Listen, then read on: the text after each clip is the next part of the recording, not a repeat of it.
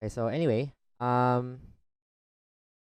for sa mga viewers natin, I guess, especially yung mga bago pa lang, um, kung meron man, and for viewers okay lang ba if upload ko to sa YouTube like publicly or unlisted lang? Pwede. Pwede. Pwedeng public? Oo naman. Ayun. So for potential new YouTube viewers, pwede ko magbigay ng I don't know, short introduction about yourself as player, as person. Bala. Introduction. Introduction, hey guys, it's Ishpinach here. I'm your friendly, open-minded sabuga, malibi streamer. I play League since I was a baby. Joke. Since 9 years ago. Uh, sabog na sabog, sorry. Pero Kulang. yun nga, sabog and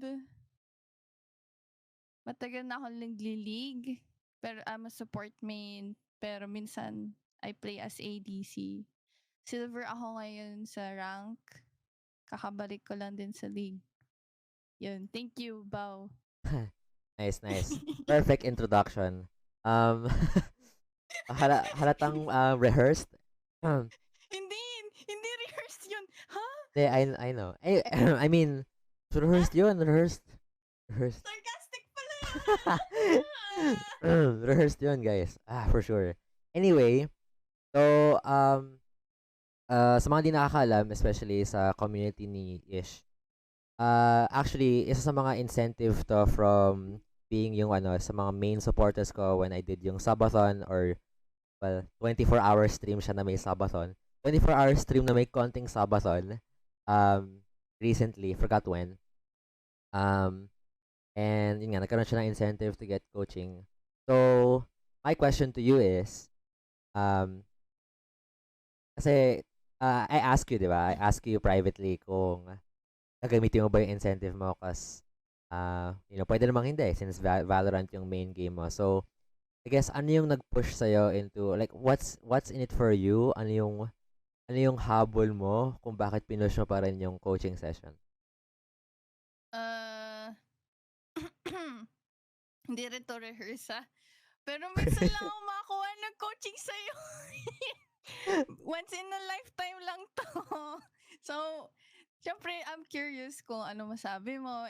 Kapag naglalaro tayo, when we play League of Legends together, nananahimik ka lang. You let me play. So, what if other side of you na coaching naman? So, I'm curious.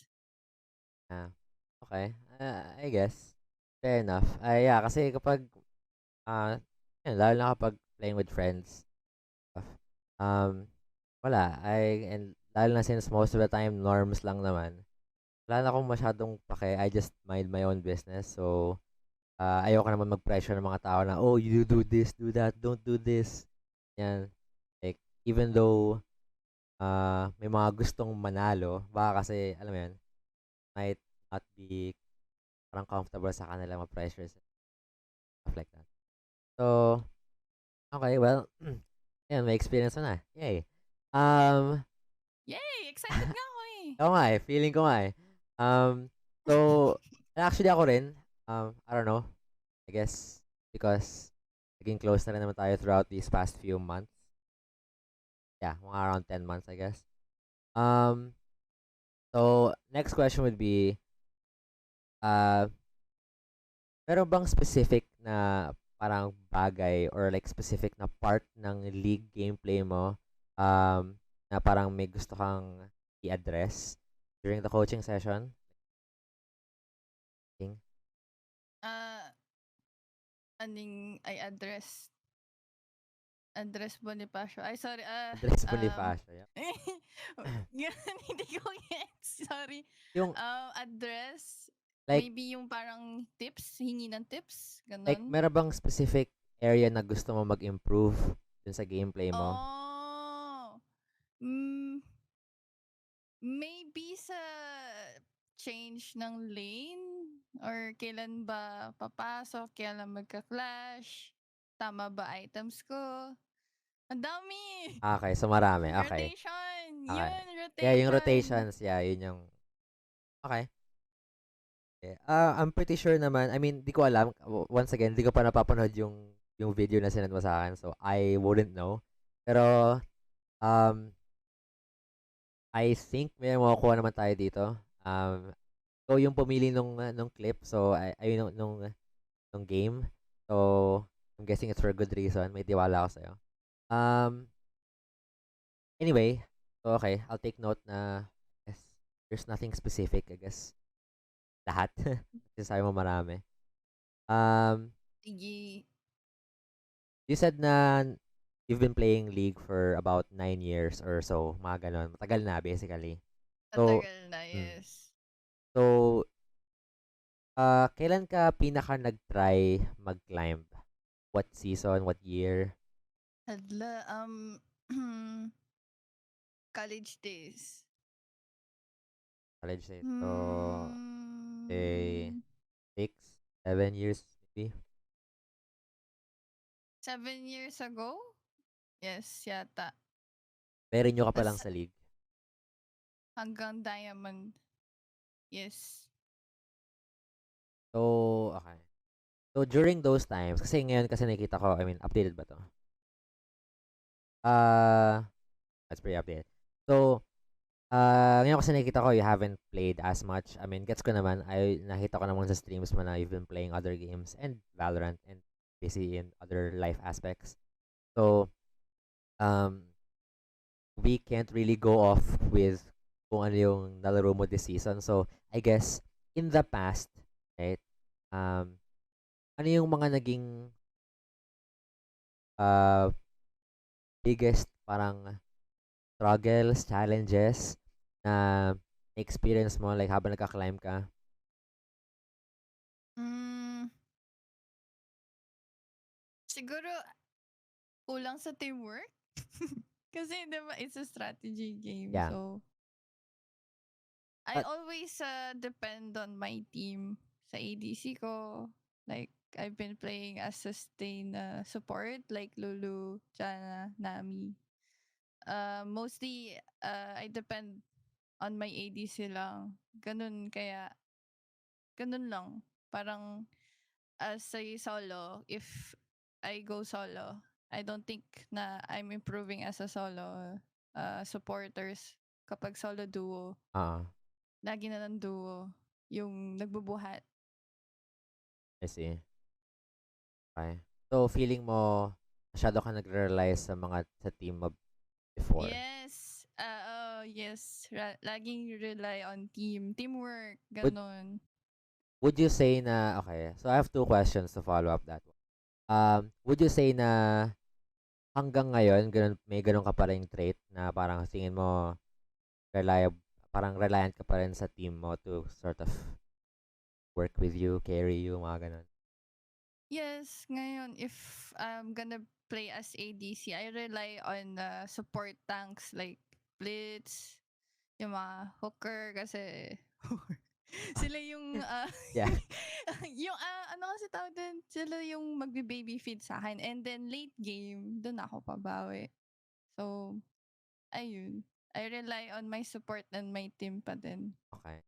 Then, okay. Other question would be, pero you think naman na, or, well, question, do you think na nagagawa mo yung part mo as yung parang yung role mo within the team, parang, ikaw, yung teamwork aspect mo, natulungan na ba yung team mo sa mga kailangan nila or stuff like that? Or, I okay. guess Yeah, ano naman? 50-50. Okay. Good enough, good enough. Is there anything else na parang gusto mong i-share na relevant na sa coaching session bago tayo magsimula? So far wala pa namang gusto i-share. Okay, cool. So, okay, simulan natin. So, I have yung OP.GG mo right now on the share screen. And we're gonna look yung sa game mo. I think it's this one. Yung 37. Ito ba yan? Yes. Oh, wow, ikaw yung MVP. Okay. So, Okay. Wait, before I get, kasi usually chine-check ko yung OP.GG for me to check yung runes and whatever. Pero honestly, like, curious question. Ba't nga pala ito yung pinili mong game na isend? Kasi like, kita ko naman you've had many. Flex. It's a flex. Okay. Hindi, I sige. gave me. Tanggap ko naman yung Siyempre, reason. Na-curious lang ako.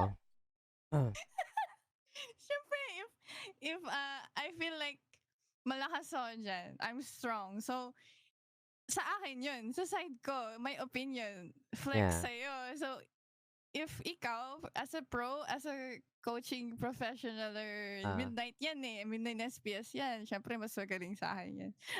Yeah. Anong masasabi mo dito, syempre? Okay. Well, we'll see sa gameplay. Medyo curious nga ako kasi um, it seems like you were the best performing player sa game na to. And it shows kasi 30 kills on a silver game. I mean, 21 kills din yung nidali ng kalaban, but hey, 30 kills is still something. So, sure. Okay, but let's look at your runes. First off, quick question since you know, sort of di ka on and off ka sa league recently. Is this like a page na gawa mo or ginamit mo yung rune recommender? Ginamit ko yung rune recommended. Okay. Oo. Tas hindi mo siya inedit, like as is siya.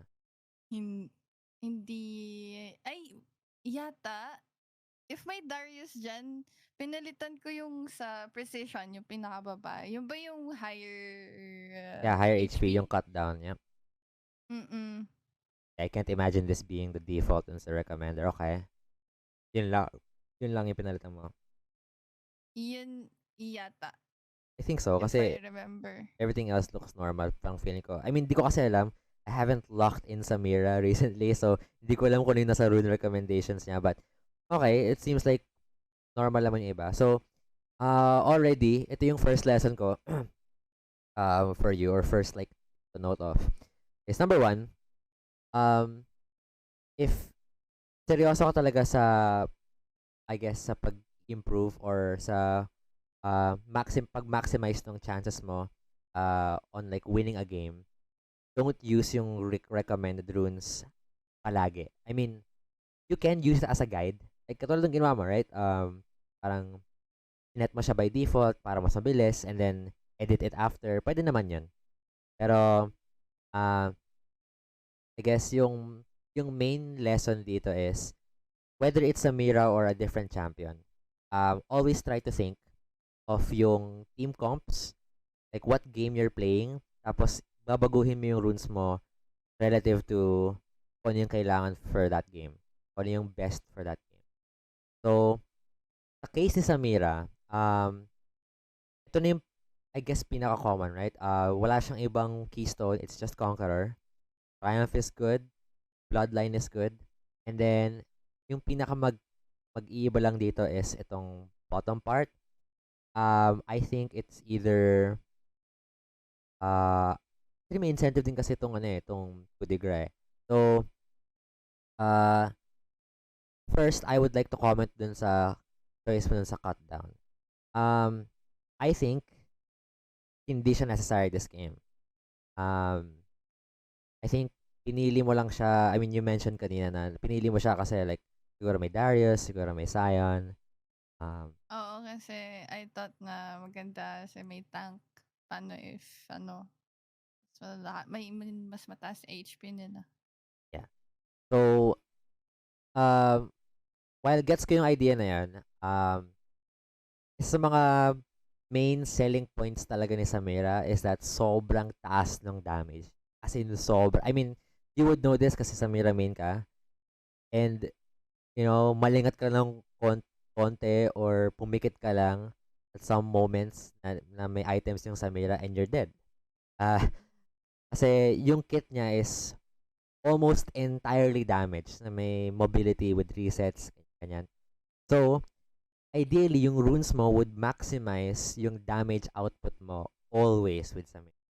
And yung problem sa cutdown is, yes, kapag nag-build ng HP sila Darius, and over time, it will be effective kay Sion regardless of the build. Yung other three targets like Zeri, Lux, and Nidalee, hindi siya ganun ka-effective. So, 60% ng team nila, you're not making use of cutdown. Does that make sense? Yes. Takot lang talaga ako sa tanks. Yeah. Kaya ginawa Pero yun. it's fine. Okay, so your first step of being a Samira main or a Samira player is to admit na hindi ka tank shredder. Hindi mo trabaho 'yon. Ang kumbaga when you've played Samira, lalo na like kuwari early in the draft, first pick ka. Let's say first pick kayo nila nung duo kayo ng support mate sa game na to, right? Yes, oo. Kasama si Joha. Yeah. So let's say yun, may kaduo ka, tapos nag-first pick kayong dalawa, Samira Blitz. The moment na kayo yung unang nag-lock in sa champ select ng picks nyo, hindi mo na problema yun kapag wala kayong damage for tanks later, which you know, pagkatapos ng draft, nakita natin na well, none of these three champions can actually deal with tanks well. Well, that's life. Ganun talaga eh. May mga ganung games na siyempre, di mo na makakontrol kung anong champ pool ng kakampi mo or kung anong pipili nilang champions, right? So, oh well. Pero hindi pwedeng palaging mag-a-adjust ka dun sa team mo kasi there might be some instances. Di ko sinasabing um, hindi mo mapapatay sila Lux or sila Zeri gamit yung cutdown. I mean, nagkaroon ka ng 30 kills eh. Pero, mas nakakatakot yung kill threshold kapag may iba kang rune na hindi cut down against yung Nidalee Lux. So, I would probably take either Coup de Grace or Last Stand. I think pinaka-common dito, if I'm not mistaken, I don't check sa mirror runes nowadays, is Last Stand. Kasi, common yung Last Stand. Yeah, kasi yung main benefit nito is meron siyang synergy with Immortal Shield Bow na kapag nag-proc yung lifeline, that also means you're getting yung max damage ng last stand. So, it's nice. It's really nice. So, I guess ito yung pinaka-safe. Pero if you want to kill squishies faster, let's say, hindi ka na matatakot mag-take ng damage, so parang walang point tong last stand to some degree, then pwede ka mag-take ng Coup de Grace. This is more like an ego option. I guess. Pero, I would stick to last stand for this game kung if I were to, kumbaga, edit yung runes mo somehow during the game. Okay.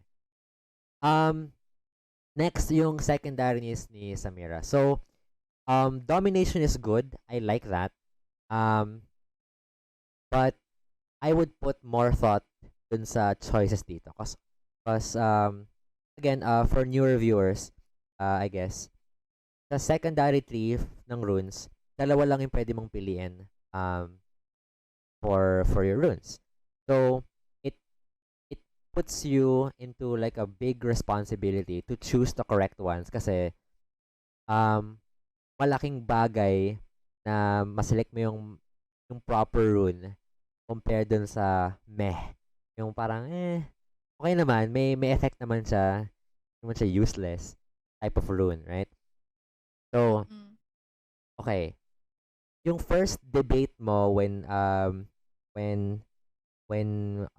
thinking about yung secondary ni Samira is whether you choose either domination or resolve. The reason kung bakit hindi common yung resolve 3, especially solo queue, is mas maganda yung resolve 3 kapag say like scaling yung team comp niya. And or like basta yung pag-feel mo natatagal yung game na magpa-farm lang kayo for like the first 25 minutes tapos walang mangyayari, no kills, ganyan tapos aabot na kayo sa mga late game Baron team fights and then doon lang kayo magkaka-actual like team fight.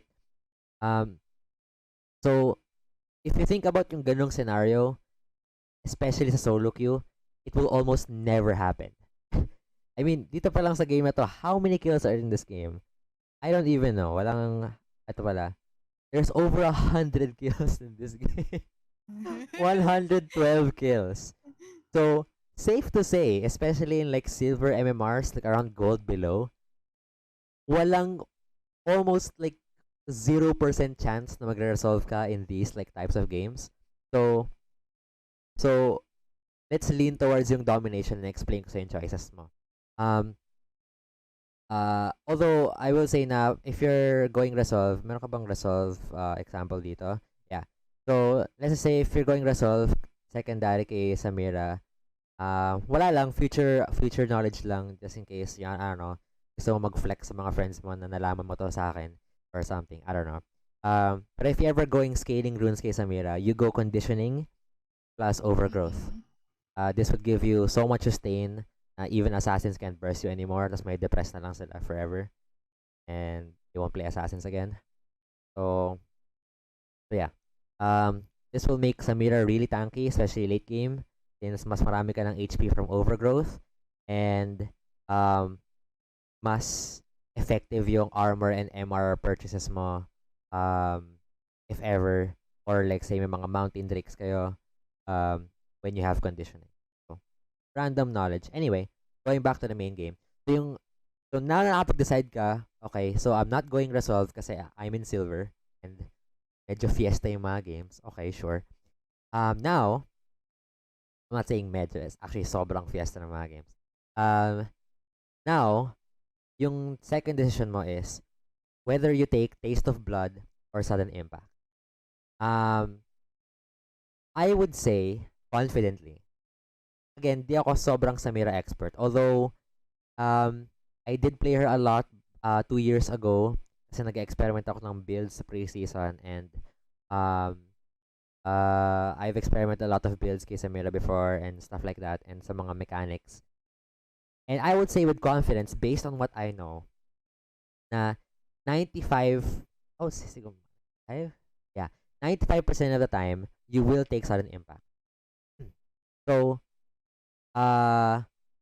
meron ka bang idea kung bakit sa tingin mo mas prefer ko yung Sudden Impact compared sa Taste of Blood? Is it because of her dash? I mean, anong meron sa dash? Ayun nga, sabi sa runes is may lethality and magic pen. Okay. So yung sa K-dash ni Samira, ma-apply agad yung stats na yun sa kanya. and bakit ko kunin to over Taste of Blood? Every time, di ba, like, nag-skill si Samira, yung cooldown niya for third skill, tama ba ako, is mabilis. And kinuha ko lang naman yung Taste of Blood for, sustain. Yeah. Kasi wala akong sustain. Okay. So, nice. Maganda yung points mo so far. And actually, may na-bring up kang magandang point of topic.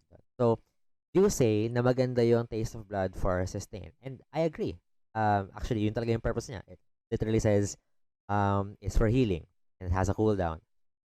But, yung plot twist kasi nitong rune na to, for you to actually make use of it. Number one, it has a 20-second cooldown. So, kung isipin mo yung how lane works,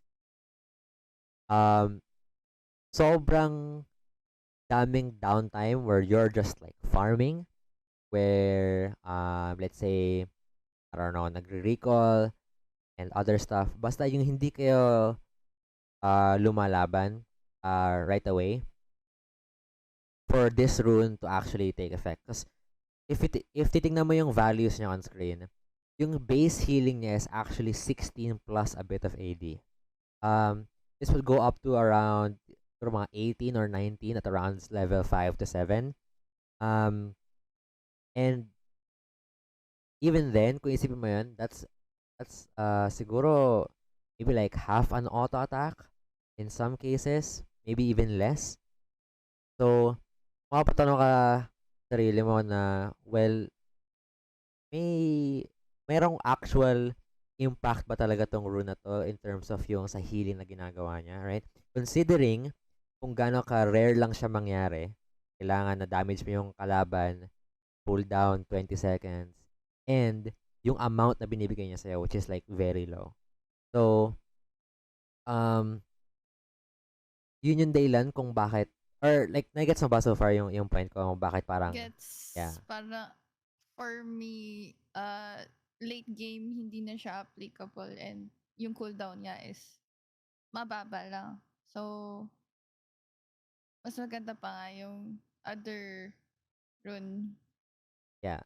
I mean, well, the thing is, yung runes naman, design talaga siya for the most part to make your early game better. Parang yun yung ideal situation, right? If meron kang option to make your early game better sa runes mo, you would take it. It's just that sometimes, um, may mga runes na all around, maganda siya early game, maganda late game, stuff like that. Or, may mga champions na okay lang kasi yung early game nila, so they would rather have late game runes para mas maging effective sila on those stages. So, in this case, um, Samira is all about early mid game.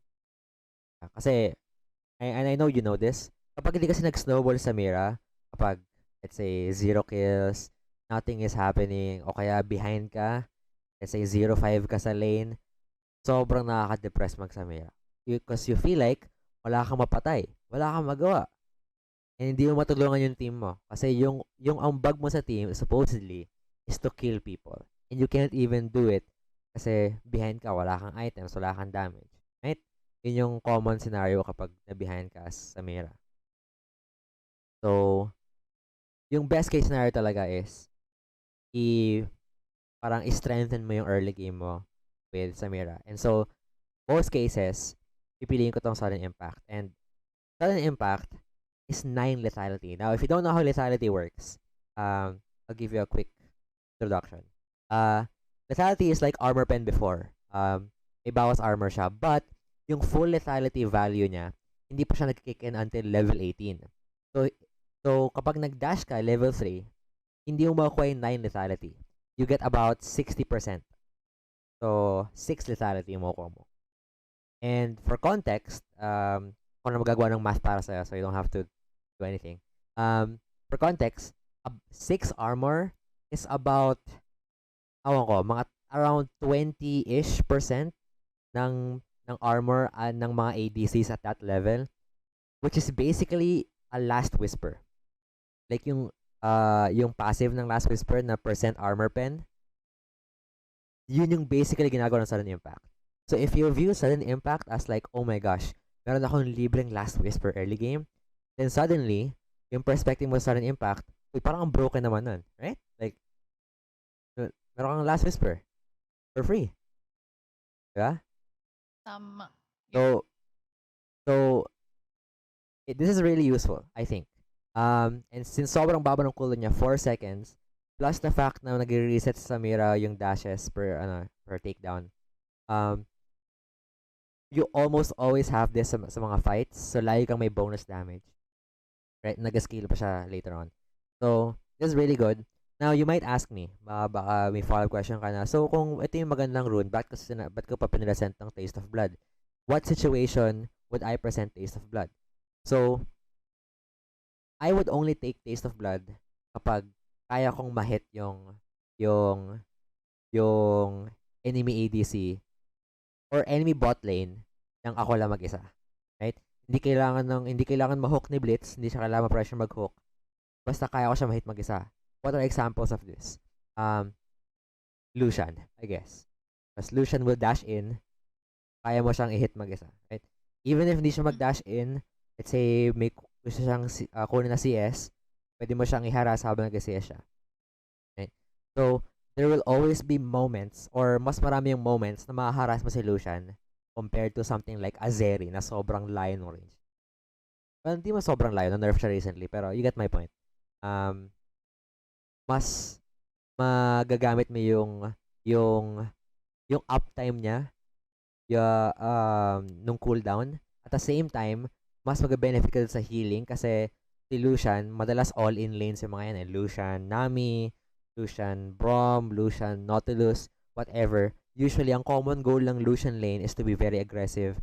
So, sometimes, itong healing na to, over time, it will help you survive yung all-in nila at hindi ka mamamatay. And sometimes, yung best case scenario niyan, buhay ka na against the Lucian all-in, tapos mapapatay mo pa sila. Yun yung best case scenario. But yeah, um, that's like yung very rare situation, I guess. I mean, wala akong maisip na ibang matchup besides Lucian na pwede kang mag-free hit basta-basta. Um, I don't know. Basta yun yung point na like kapag pwede mo silang ma-free hit during lane, then yes, Taste of Blood. Sure, why not? Pero Is it okay to use it as against poke champions? Poke ADC champions? like Ez, Mm-mm. usually kasi hindi mo sila maaabot Caitlyn. eh. Or no, kahit Caitlyn, layo masyado eh. Mm. So, instead, ito na lang sa damage kasi the time sa papatayin mo sila Caitlyn, sila Ezreal, is the time na na-set up ng support mo, say like a Caitlyn, or like a, tuloy, say like a Blitzcrank, or like a Nautilus, or like a Thresh, na hook sila, and then all-in mo sila. And usually, dapat, patay na sila like, soon as mahuli sila. So, at that point, wala nang kwentang healing. Kasi yung goal mo lang naman is patayin sila. So, much better to have pa rin yung damage ng sudden impact. Gets. Ah. Mas maganda talaga sudden impact. Yep. Yep. May impact yun sa buhay ko. May impact yung sudden.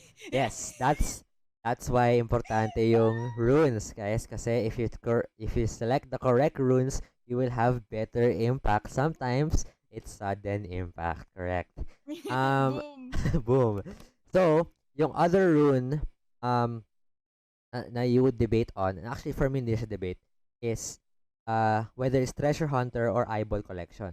So, for me, very similar tong runes na to. Yung Treasure Hunter, very straightforward. Gives you gold. I mean, everyone can make use of gold. Kahit anong role, wala magrereklamo for extra gold, right? So, naturally, there's nothing wrong with this rune. Pero, yung sinabi ko kanina still applies. Mas maganda pa rin na piliin mo yung optimal rune, yung pinaka-best, kesa yung parang, pwede na. Yung hindi ka malulugi, pero, whatever, lamang special sa Treasure Hunter. Right? Yung ibang argument kasi sa Treasure Hunter is, pwede mong maabot yung power spikes mo mas maaga. Let's say, mas maaga kang makakaroon ng shield bow or something. Right? Pwede, sure, maybe. Pero, I'll give you yung quick math nitong Treasure Hunter. Yung max gold na pwede mong makuha nito, it is not unknown. You can do this by yourself, pero just in case di mo alam, yung max gold na pwede mong makuha nito is 550 gold, I think. Sa mga around that number, 550. That's if you have a unique takedown for each champion from top to support. So, what if ganito yung situation? What if ang pinapatay mo lang throughout the game is yung bot lane? Yung mga ganun games eh. Yung makapatay mo sila level 2, they come back to lane, patay ulit sila. They come back, patay ulit sila. Na-push mo na yung bot tier 1 turret. Pagbalik nila, papatay mo ulit. Hanggat sa, wala na, lahat ng pumunta sa bot, mamamatay. So, may mga cases na ayaw pumunta ng jungler sa bot kasi wala na, doomed na yung bot. Let's say, ayaw na mag-roam ng mid nila sa bot kasi masyado ng fed. Ayaw nilang patabain palalo. Let's say, nag-split push yung top lane nila. So, at best, ang makukuha mo lang na value for this rune kung yung bot lane lang pinapatay mo is actually 160 gold. Which sounds terrible for just a rune.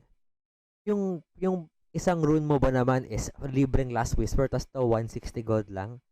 Parang, what? Parang weird. Okay. I'll introduce you to Mr. Eyeball Collection. So, Eyeball Collection,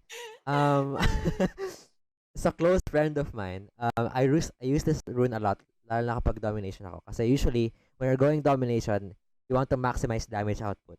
And ito, it gives you free AD or AP, depending on where you swing.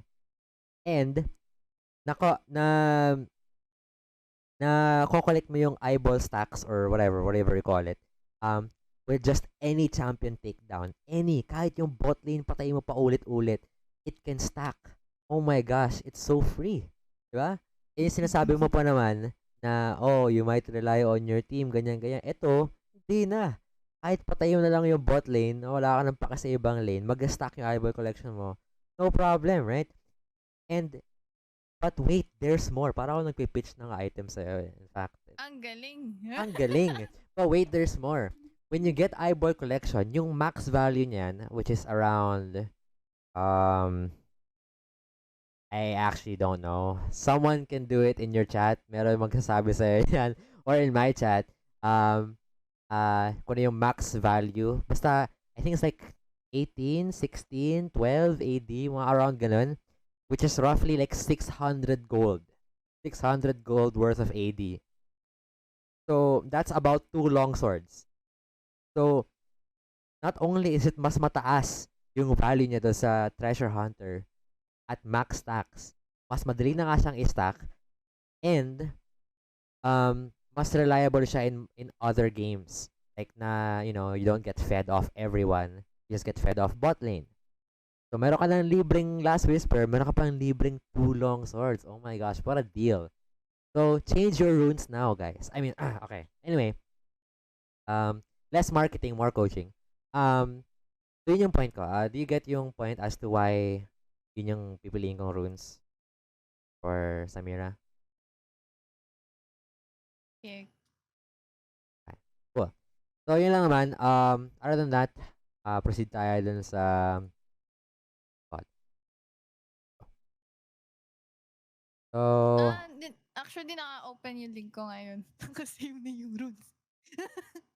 oh, So, for hard carry sa Mira, pwede kong gamitin domination. And if may assassins man, pwede kong gamitin yung yung resolve? dito, resolve. Yes. I think hindi pa rin. I think sobrang rare talaga nun eh. Especially sa mga games mo right now. Like, I feel like maabot mo lang yung mga games na yun. Hindi nga eh. Kasi, I watch yung mga high elo gameplay sa PH. And even then, sobrang chaotic pa rin eh. So, I just think, stick to yung domination. I think yun yung best. Okay. Sige. Magugulat na lang talaga ako if meron situation na kailangan ng resolve. And then, baka magsisi ka. But honestly, dapat hindi. Well, something new, diba? Try lang. Well, Ganun. yeah. Well, at least alam mo na rin. Lang. Added knowledge. Ngayon alam mo na yung feeling na meron kang extra knowledge. Hindi mo alam kung kailan mo gagamitin, pero alam mo. Di ba? So, anyway, kapag ba chinek mo yung screen ko, nakita mo yung drawing? Yes, nakita ko yung pen. Cool. Right. So, okay. On the coaching or on the VOD review proper, kapag ganitong loading screen, I know may kaduwa ka, so, pero, I wanna practice this as if na, ikaw lang yung nasa game. Gusto ko ganun yung mentality. Kasi, one of the, sinabi mo kanina, one of the things sinabi mo kanina is, masyado ka nag-rely sa team.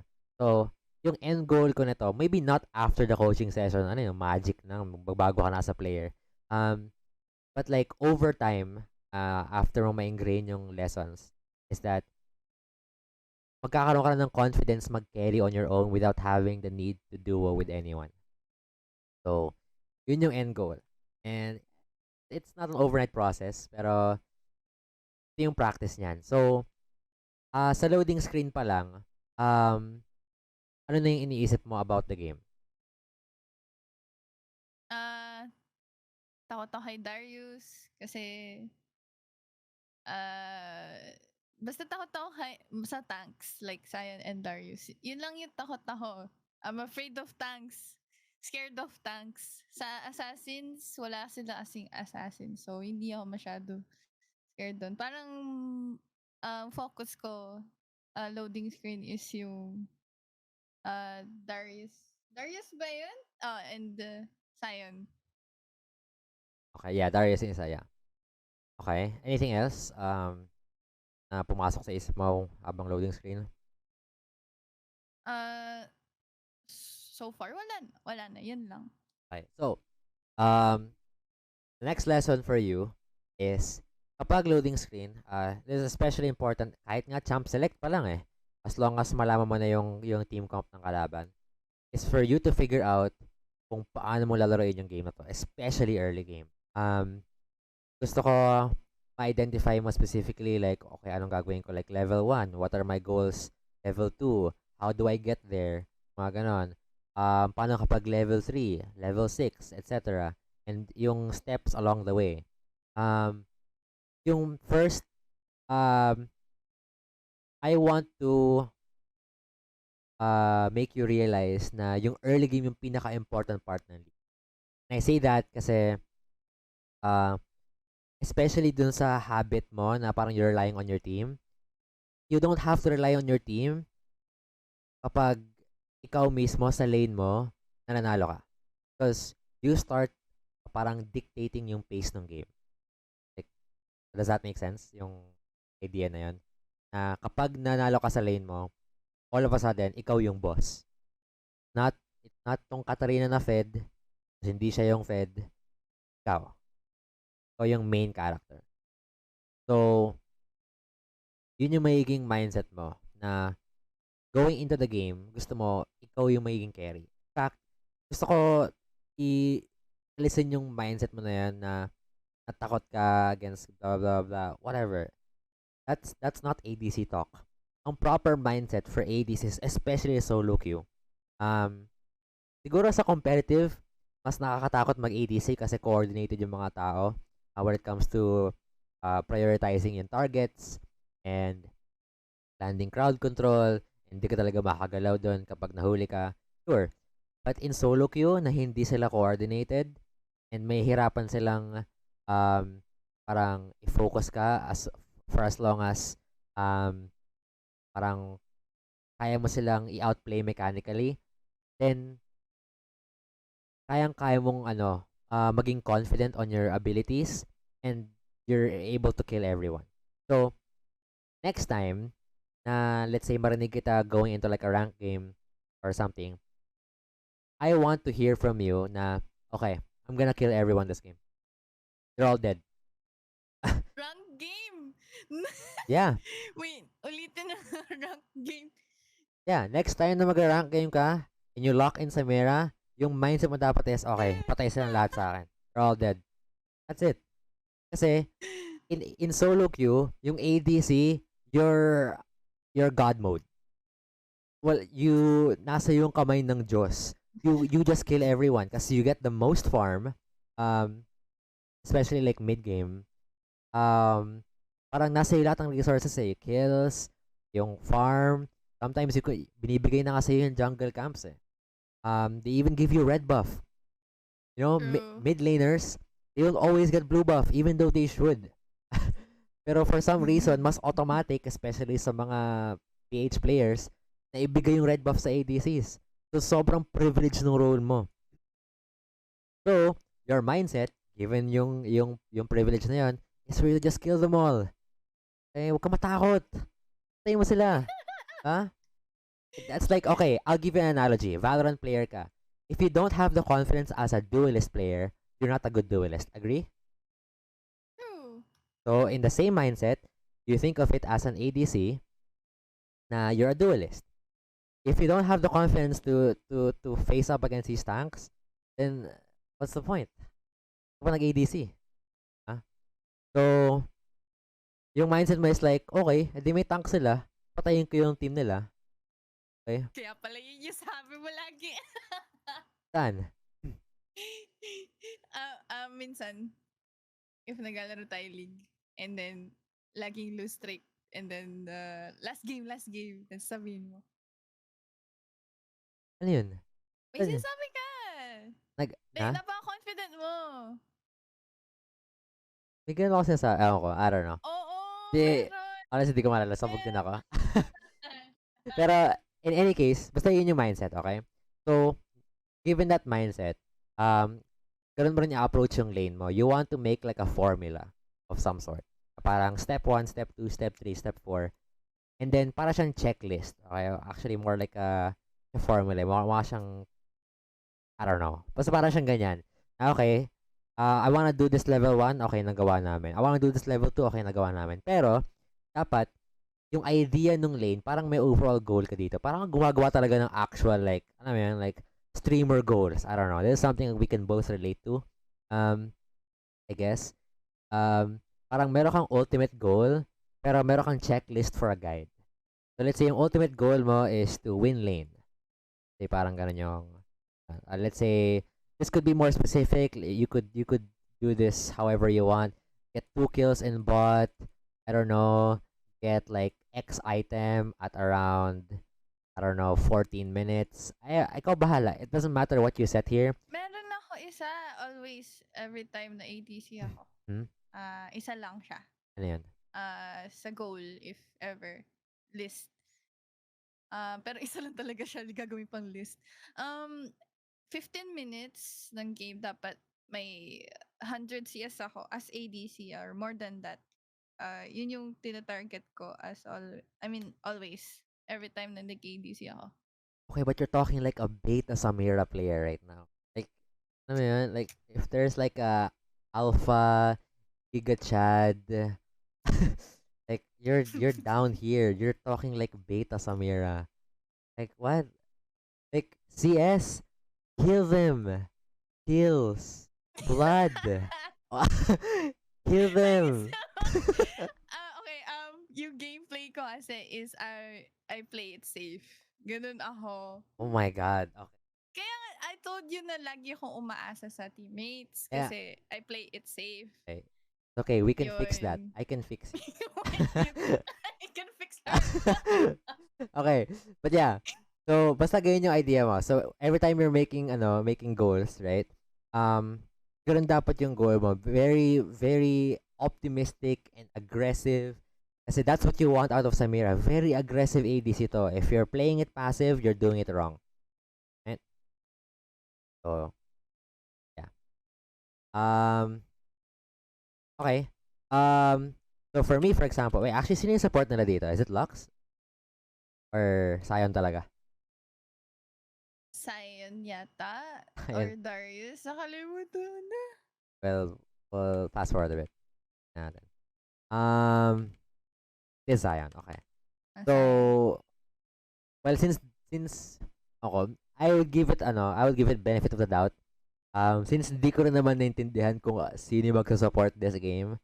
Wait, let me hide yung chat kasi hindi nila makita yung since hindi hindi ko naman naintindihan kung sino yung support this game. I'll give you benefit of the doubt na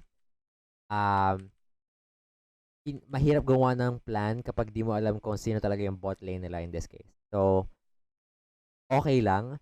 But I would suggest making a plan for Zeri kasi alam mong bot lane siya guaranteed. So, for example, level or like some facts that happen in the Samira Zeri matchup is outranged ako ni Zeri. Right?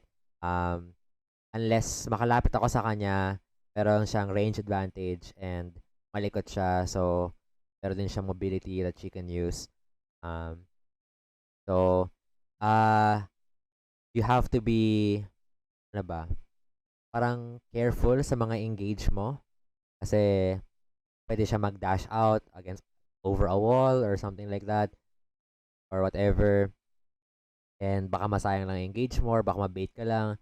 Or, maybe matalo ka sa spacing and malugi ka sa trade because mas mahaba yung range niya compared sa'yo. So, I would start considering those things. And then think na, okay, so kung alam ko na ganun yung idea ng Zeri lane, since outranged ako and meron din siyang mobility, hindi ko siya kayang all-in mag-isa. So, in this case, yes, since ganun yung parang situation, right? You're kind of expecting this Blitzcrank to do his job. There's no way around it. It's not like pwede mong sabihin kay Zeri, uy, huwag ka mag-dash kapag pumasok ako, ha. Yung makakontrolin eh. So, it's all up to Blitzcrank now to create pressure sa lane para makapag-kill kayo sa bot lane. So, I guess, now, di ba, parang ganito yung, sinasabi ko sa yung thought process of how to like make a plan. So, okay. Now, tayo sa step na, I can't do anything on my own. I need to rely on Blitzcrank to do something. Okay. Ngayon, gagawa ko ngayon ng plano. It's better kasi na meron kang something in mind. Parang alam mo na kung yung gagawin mo imbes na magre-react ka. So, for example, let's say wala kang pinlano. Yun nga, naisip mo, takot ka lang sa tank this game. tapos may na-hook sa Blitzcrank, right? Kung magre-react ka dun sa hook, then sometimes merong I don't know, lack of coordination na pwede mangyari. Let's say, I don't know, ibang targets yung I don't know, or maybe may hindi ka makitang kill or something. I don't know, basta usually kapag may hindi ka pinlano and may ginawa yung support mo tapos nag-react ka lang doon, um, merong chance na hindi kayo mag-synergize and then mag-fail yung play. And you don't want that, syempre. Right?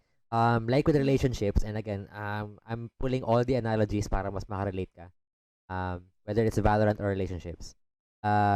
Like with relationships, it's better kung you're working towards a common goal. Isa lang kayo ng iniisip. So, for Samira Blitz, ideally, ang iniisip niya is like, okay, kill, kill, kill. Let's just patayin natin tong Zeri as much as we can. And kapag na-hook mo, I go. So, since, let's assume na solo Q to, ang isipin mo na ngayon is like, okay, as soon as may ma-hook si Blitz, hopefully it's Zeri, kasi medyo mahirap i-burst si Sion. Although, malambot lang siya early kasi wala siyang tank items. Ideally, Zeri yung ma-hook. Now, kapag Zeri yung na-hook, okay, I would try to plan it out as, okay, so simple, all in yung Zeri kasi na-hook siya, and then let's try to go for a kill. And then you could put more details into it. You could put na, okay, so let's say, so if like Zeri yung ma-hook, say, so we go all in Zeri, ganyan, blah, blah. You can put more details into this. Say, for example, if na-hook si Zeri at like, I don't know, 50% HP or something, then she's dead. She's dead. Ganon. You could, based sa alam mong like damage foresight kay Samira and Blitz, etc. Like, or you could add na maybe 50% with Ignite kung meron tayo Ignite. Unfortunately, wala tayong Ignite. It happens.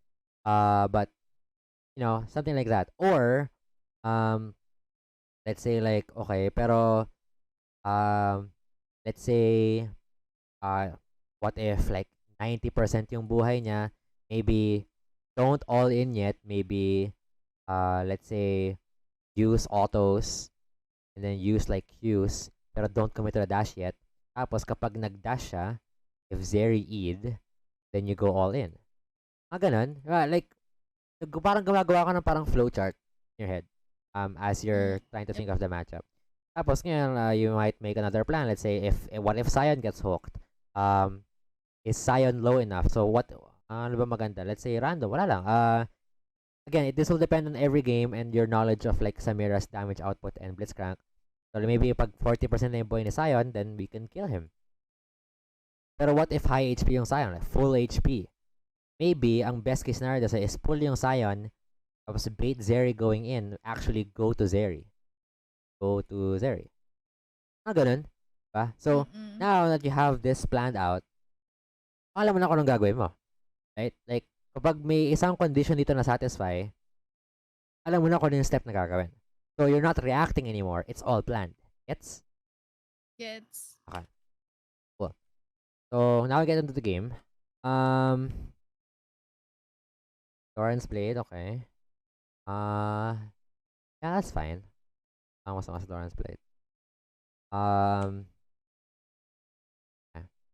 I like that you're standing, well, if I were you, yeah, I mean, I think gagawin mo naman din actually. But although I think gumalaw ka because nakita mo yung nangyayari sa minimap, right? Yep. Pero I would like for you to stand somewhere either here or here. So, nasan yung webcam mo. And, kasi this blocks yung entrances much better. So, let's say kung mag-invade sila or like maglalagay ng ward, makikita mo sila agad instead of like here, dun sa bush kanina, or like if you rewind it, like there's no value being here. There's almost no difference being here and here. Like, I guess yung difference lang is like tago kayo, I guess. And may kita mo if like merong manggagaling from here. This one, meron kasing blind curve dito. If they hug the wall, you might not see it right away. So, medyo useless. So, realistically, ito lang talaga yung ina-avoid mo. In that case, not the ideal spot. And so I would prefer here or yun nga, dito. And yun lang. Just optimal placements lang. Don't be lazy. Kasi for sure magkakaroon ka ng mga games na parang you're gonna have this like jungler na parang ano, tulong naman. Bakit naka-invade na sila ganyan-ganyan and like blah blah blah. And yeah, you might say na dapat kasi di na lang nilabanan, right? Di siya mamamatay doon, nag-flash out na lang siya sana, blah blah. But you can't always like keep on blaming people. And what if di talaga kasalanan ni Master yun na ma-invade siya? What if you could have stopped the invade kasi nakita mo silang paparating, right? From here or here. Huh? Always look at parang kung ano yung magagawa mo as a player compared to yung mga random sa team mo. Kasi at the end of the day, maybe hindi mo siya laging kaduo. Maybe hindi mo na makalaro ulit tong tatlo na to ever again in your life. Right? Pero ikaw yung constant factor sa games mo. So, dun tayo sa kaya mong i-control, which is yourself. Right? Get so Tama. far? Yep, gets. Okay. So, if everyone invade dun lang lagi sa dalawang bush na yun? Yeah, just kahit anong position that guards yung entrances, that's pretty safe. Kung ayaw mo magstay doon, at least ward yung entrances, you know what I mean? Pare, takot ka talaga dito kasi, I don't know, baka may hook from here, I don't know, something. Then just ward this or here. Wala. But, important lang na ma-protect mo yung jungle mo kasi, yun nga, as part of teamwork and as part of helping your team, kailangan mo rin tulungan yung jungler mo when it comes to, preventing early game invades and other stuff. Kasi if your jungler can't play, then may hirapan din kayo. So, talo ka rin. Tama. Okay, noted. Are you actually taking down notes? Oo! Okay. Sa brain. Kasi, okay. Anyway, upload ko naman yung VOD, so it doesn't matter. Okay. What happens? Space checks. Okay. Okay, I'm gonna pause it right here, and I want you to tell me what is your biggest mistake so far in this parang situation.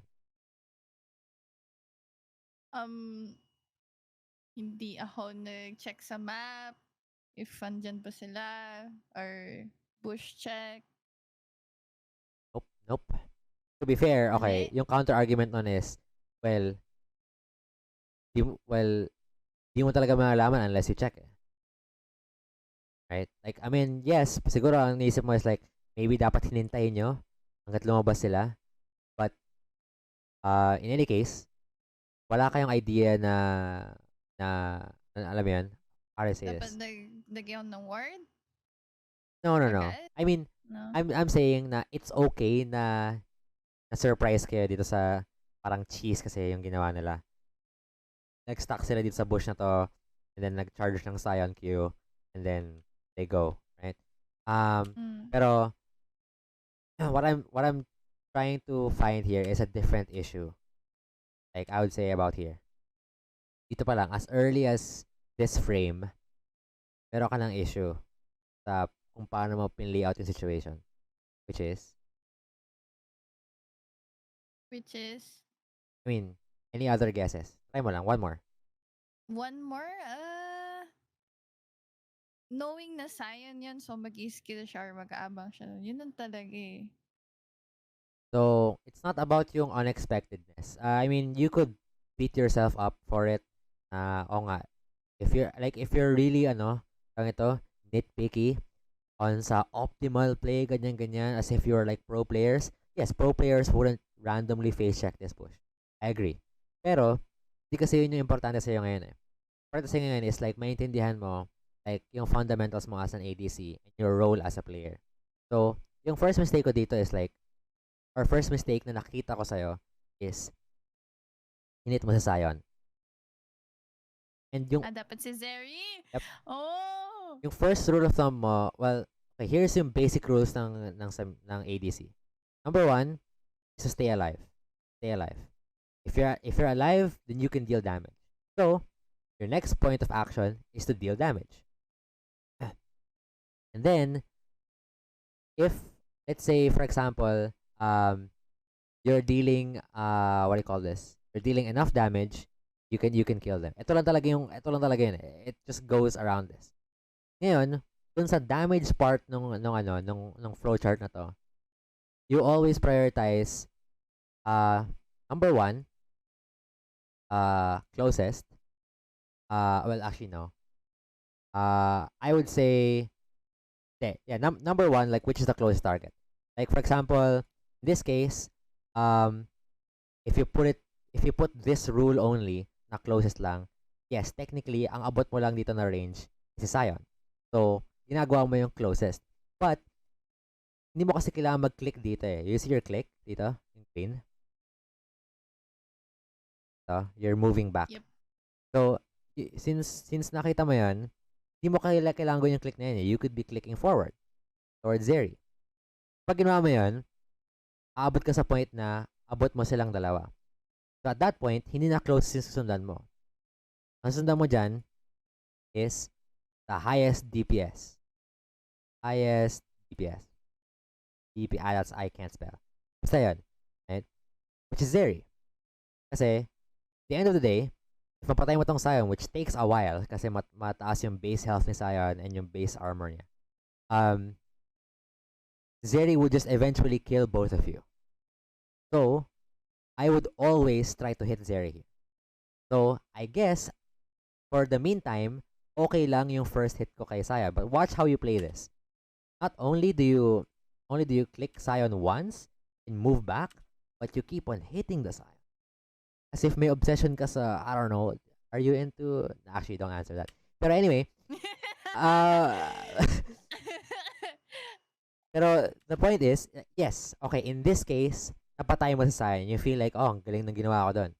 Pero realistically, diba, had they played that better, possible na hindi mo tumakuha yung kill. And possible na hindi ganoon yung maging ending result nito, na buhay yung Blitzcrank and like mataas pa yung HP mo. And it might be kasi like, okay, if you look at it from yung perspective naman ni Zeri, you can actually learn both ways. Ito yung kinagandahan ng VOD reviews, right? As much as you can learn from yourself, you can learn from yung mistakes ng others and kung ano yung ginagawa nilang maganda or kung ano yung ginagawa nilang mali. And you can see na at some point, I think mag-flash ito yung blitz eh. Yan, no? At some point, Zeri makes the same mistake, which is, pinipilit niya pa rin na patayin tong blitz when nakapag-flash out na siya and wala na silang cooldowns. So, hindi na nila mapapatay yung blitz. So, it should be, ang focus nila ni Sion is ikaw. Dapat hindi ka full HP right now. So, we know, so now we know na hindi nila maayos parang na-play out yung sequence and parang hindi tuloy na-punish yung pag-focus mo sa Sion. Right? That's why you're able to go for this play. Patay mo tuloy yung Sion kasi that's Zeri's fault. Pero, again, we're gonna loop back to this idea na kung hindi pa nagkamali si Zeri or si Sion na tinamaan siya ng tower shot, ganyan-ganyan, hindi ever mangyayari tong kill na to. Ever. And you would be sad. Kasi wala nang HP yung blitz mo, wala na siyang sums, and potentially, mas mababa pa yung HP mo. Right? Yeah, nasa isip ko lang siguro that time, ihit si Sion hanggang sa malure siya sa tower and then itatawa ako dun. Sorry. Yeah. And then i-hook ni Blitz. Sabi ko kasi i-hook niya si Sion. Pero, yun nga eh. Like, wala kasing hindi ganun kalaki yung difference of like killing this Sion compared to pag pinatay mo yung Zeri. Pag yung Zeri yung namatay dito, let's say siya yung na-hook instead of like say for example, I don't know, instead of hooking like this, I agree with you, Midnight.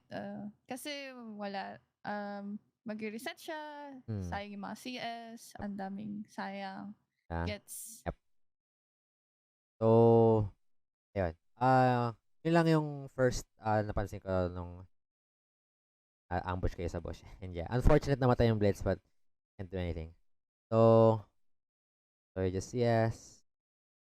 Okay, CSing is hard, don't worry.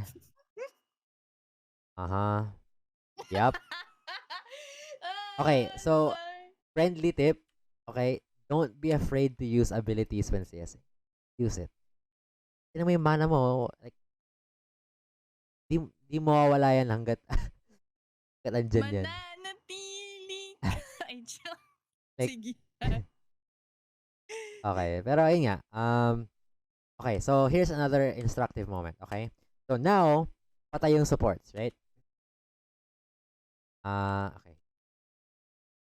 I'm gonna pause at one specific point, and then you tell me kung yung dapat ginawa mo. Ginawa ko? Yes, there's a missed opportunity here, and I would like you to guess what it is. Dapat nag-dash ako agad kasi wala siya support. So, dapat naging aggressive ako, ganun. Yep, correct. Bukod sa wala siyang support, ano yung meron ka na wala siya? Skin? Ay, joke. Yes, maganda yung skin mo. Yeah, we can flex that. Okay. Wala siyang pera. Okay, we get it. Wait. Okay. Okay. By the way, the views and opinions on this coaching session. Pero, Ikaw lang sasagot ko eh. Totoo. any attempts? Any attempts? Anong wala siya? Wala siya support. Yun ang talaga. Okay, so, wala siya ng extra level. Oh, Which means, okay. alam mo yung flowchart na ginawa natin week kanina? Wala siya nung idea to dash out of your all-in. Bukod dun, wala siyang skill. Oh! wala siyang skill. Wala, kahit ano. Ginamit niya lahat dun sa all-in kanina. So, kita mo siya, like, itong yung iniisip niya, oh, gusto ko makuha tong minion na to kasi gusto ko na mag-level 2. Paano kung, sabi mo, wag, ganun, ayaw, ha? Then may hirapan siya. So, pag nag-dash ka right away, like, for example, ito yung ideal sequence ito. Level 2 ka from here. From that point on pa lang, if you've made yung flowchart na sinabi ko sa'yo, you would have understood kung ano yung kailangan mong gawin at this point. Right? Kasi parang maintindihan mo na, oh, wait lang, pumasok sa condition. Okay, I go. So, mag-click ka forward like this, hanggat sa umabot ka sa point na makapag-dash ka sa kanya. Sa kanya mismo, not sa minions. Okay? Yeah. Then, it's over. Ma-chunk mo siya, doomed. And look, the opportunity presents itself like 20 times. Look, pero, since hindi mo siya ma-realize, you're clicking back and forth. This is either lack of planning, like in loading screen or champ select, or lack of awareness na wala siyang support, you're higher level, and pwede mo siyang i-punish right now. Yun yung difference ng players at your MMR compared sa players sa mas mataas na MMR. This goes for every rank. Whether you're comparing yourself from like iron to gold or like diamond to chal, yun yung difference sa mga ranks is that they're just better at punishing like small mistakes. Sa kahit anong degree pa yan. And it gets better like the higher you go kasi kahit yung tipong huminga ka lang ng konti ng mali sa lane, you've lost the lane. Actually, there's this famous like clip, si Dopa, I don't know kung kilala mo siya, Dopa or Apdo. He's known to be like one of the best solo queue players of all time. There was this famous clip sa kanya na he was playing Twisted Fate, playing TF against Fizz. People in your chat can find this clip for you if you want to watch it. Tapos, what happened was, Fizz autoed one minion, literally isang auto lang, and then this guy, si Dopa, what he said was, oh, this guy sucks. He lost lane already. I'm like, okay. I mean, may point siya dun, pero like, that shows na at this level, diba, sobrang big deal nung like decisions.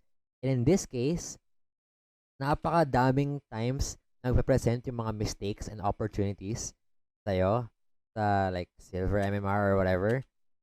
And di nga siya nag-level 2 eh. It's even worse. He doesn't even get level 2 off yung of that one minion. He missed one minion kanina. So, diba? Pero because we're so passive,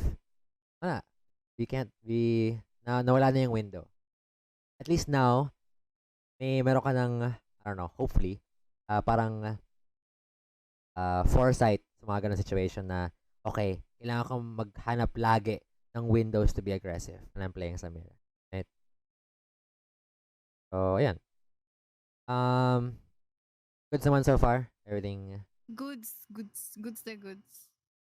Yep. Yung mga downtime, I won't judge it so much kasi you're on stream, so I won't be nitpicky.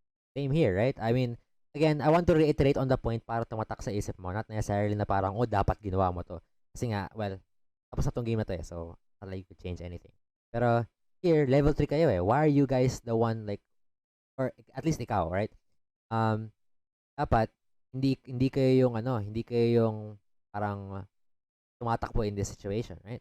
Dapat kayo yung nag-aggro. But instead, since mas, parang, well, they overextended. Pero, instead, dahil, tawag ito, dahil mas aggressive sila or mas may idea sila of like how to play the first few levels, sila ngayon yung nag-take initiative. When in fact, dapat ikaw yung nagko-command ng lane na to. Because you're the aggressor in this lane and dapat respetuhin ka ni Zeri.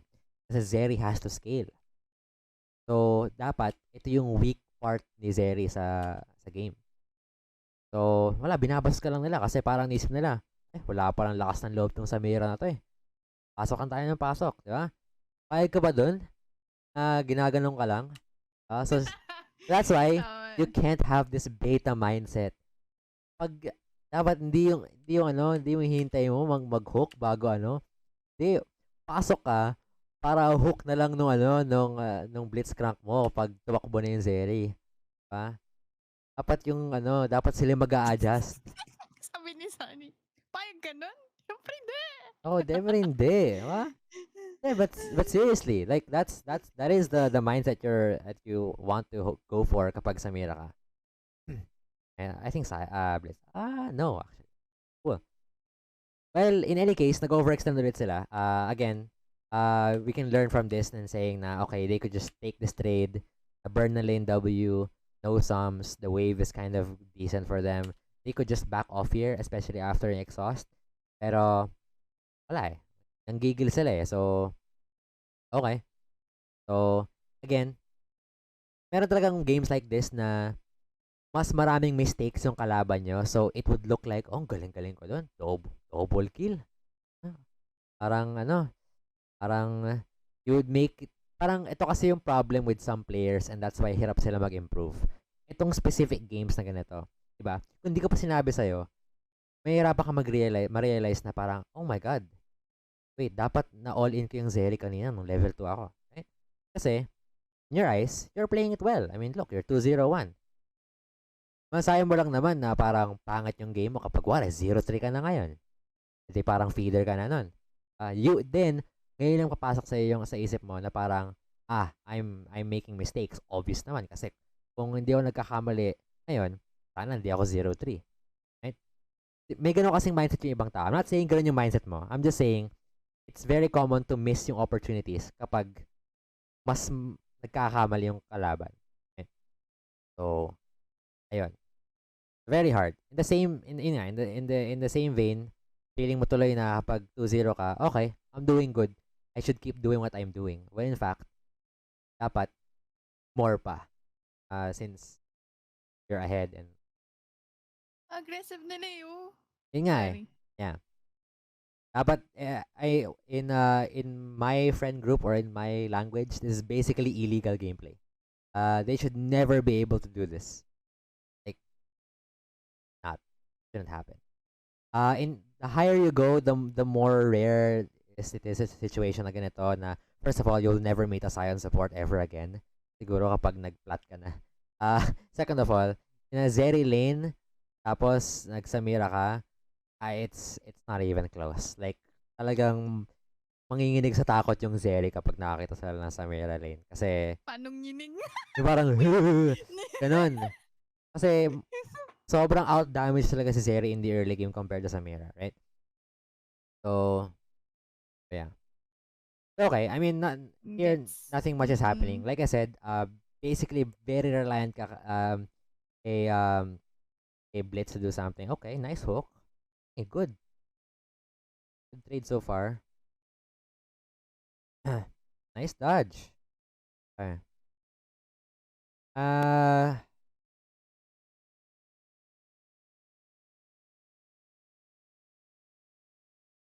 I guess. Hmm. So what do you do here? Okay, so wait.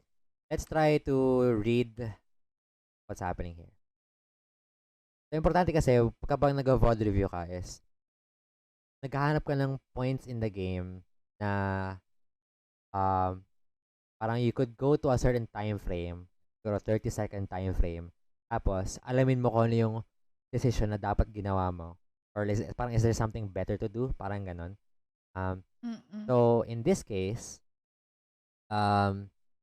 there's already a mistake here. Based dun sa last like 30 seconds, ano sa tingin mo dapat yung ginagawa mo right now? Nag-recall? Nope. I like the idea. Okay, so I'll give you a free tip. Yun yung end goal. Yung end goal mo eventually, dun sa play na gagawin mo, is to recall.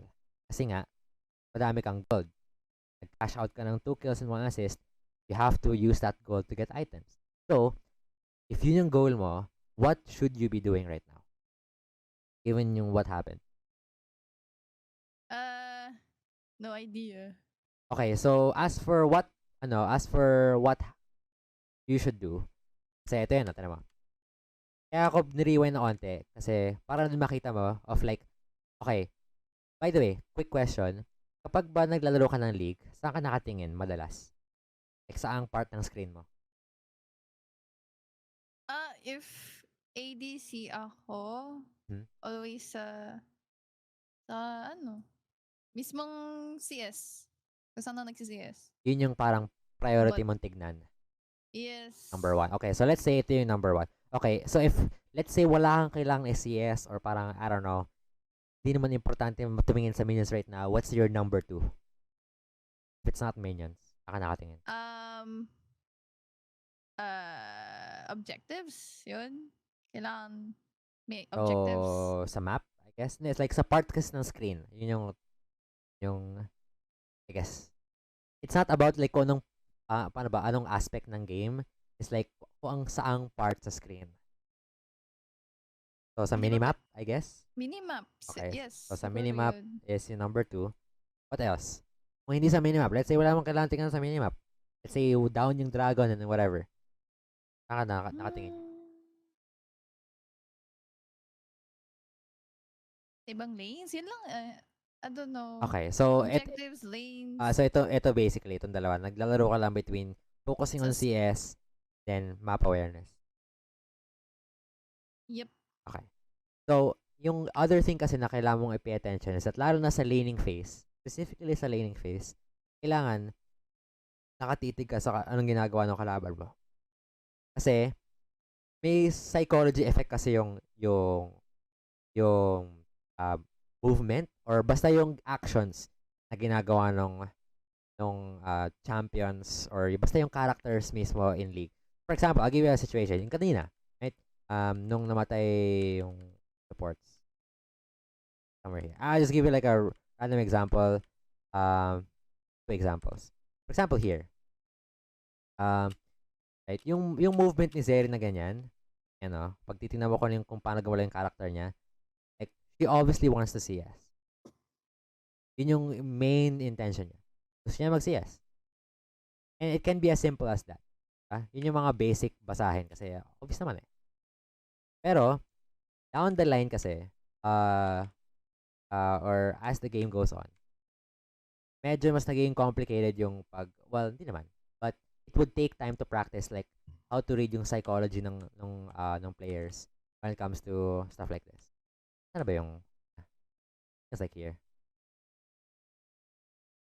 Wait, no, may dragon na doon kanina eh.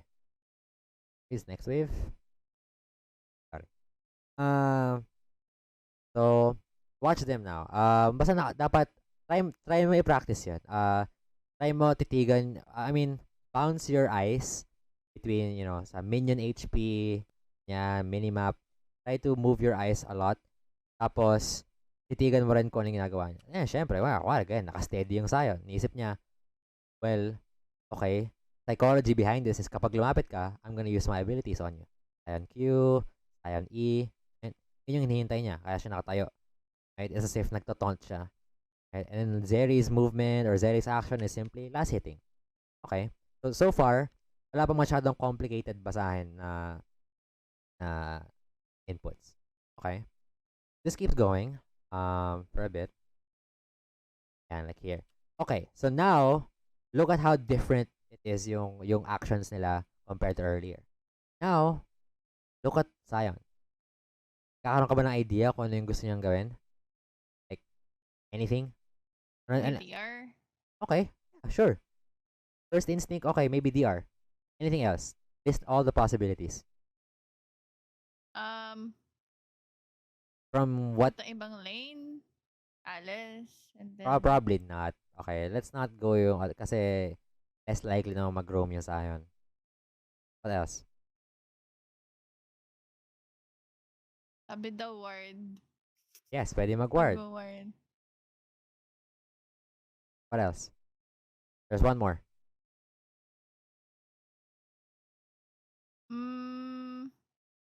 Mag-recall? Kasi yung Yes. HP niya eh. Yep. Or I'll just call this B. Okay. So, di ba? Na-gets mo yung point ko na kapag, I mean, syempre, mas madali din ngayon sa VOD review kasi you can take as much time para titigan yung character model nila. Alam mo na, okay, nag-click siya somewhere here. Probably one of these three, right? Yung gagawin niya. So, okay. Ayan, you wanna keep that in mind. So, nag-move si Zeri, ganyan. Tapos, umalis ulit siya. Diba? Hindi siya nagstay para mag-pressure or anything. So, again, nagbigay ulit siya ng read or ng signs.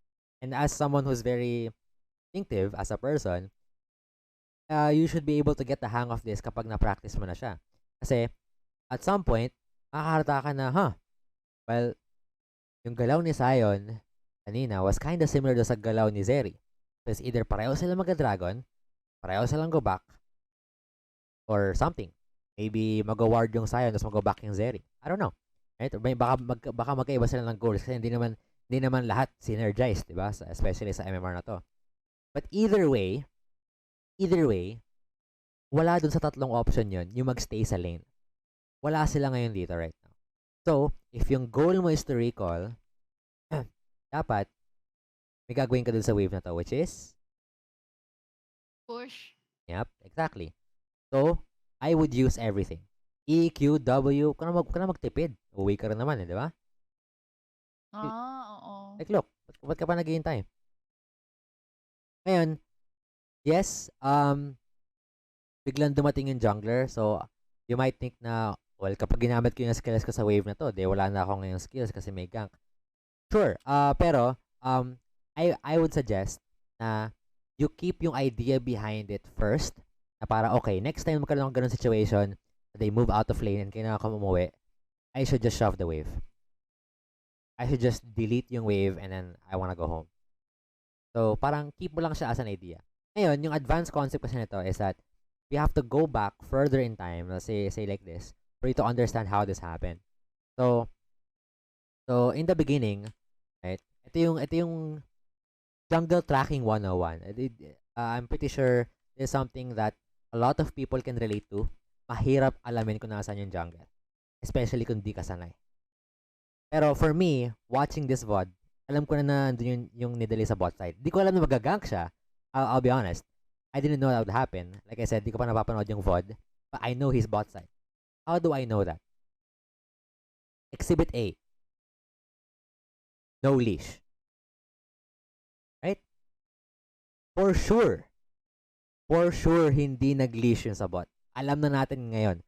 Now, more than ever. Maybe kanina hindi pa, but now, yep, for sure walang leash. That means, either no leash yung Nidalee, which almost never happens in like low elo games, or topside siya with leash. How would you confirm that? Sabihin mo, guni-guni lang, baka nag-a-assume ako. Bawal mag-assume. Kasi nandyan sila sa lane. Or Well, nakaabang na.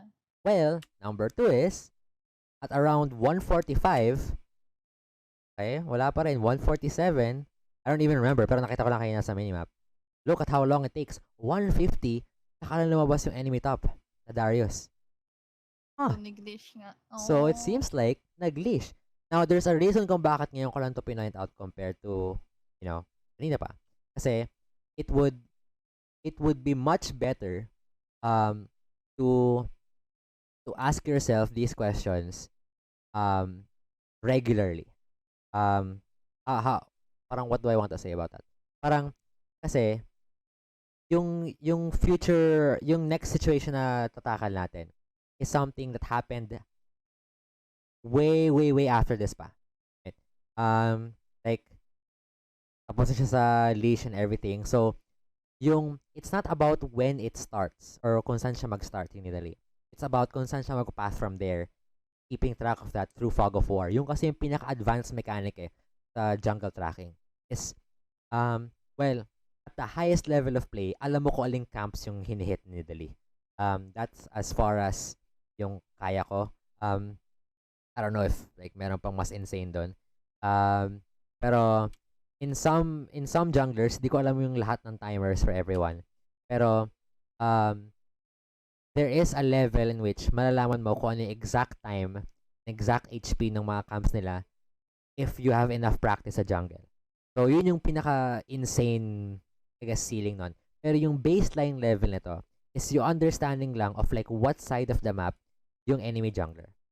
Yun lang. Kahit yun lang ang maintindihan mo, especially at lower MMRs, malayo na mararating mo. Because, in fact, and this is such a shame to current like diamonds and plats, there are still some people who have no idea how this works.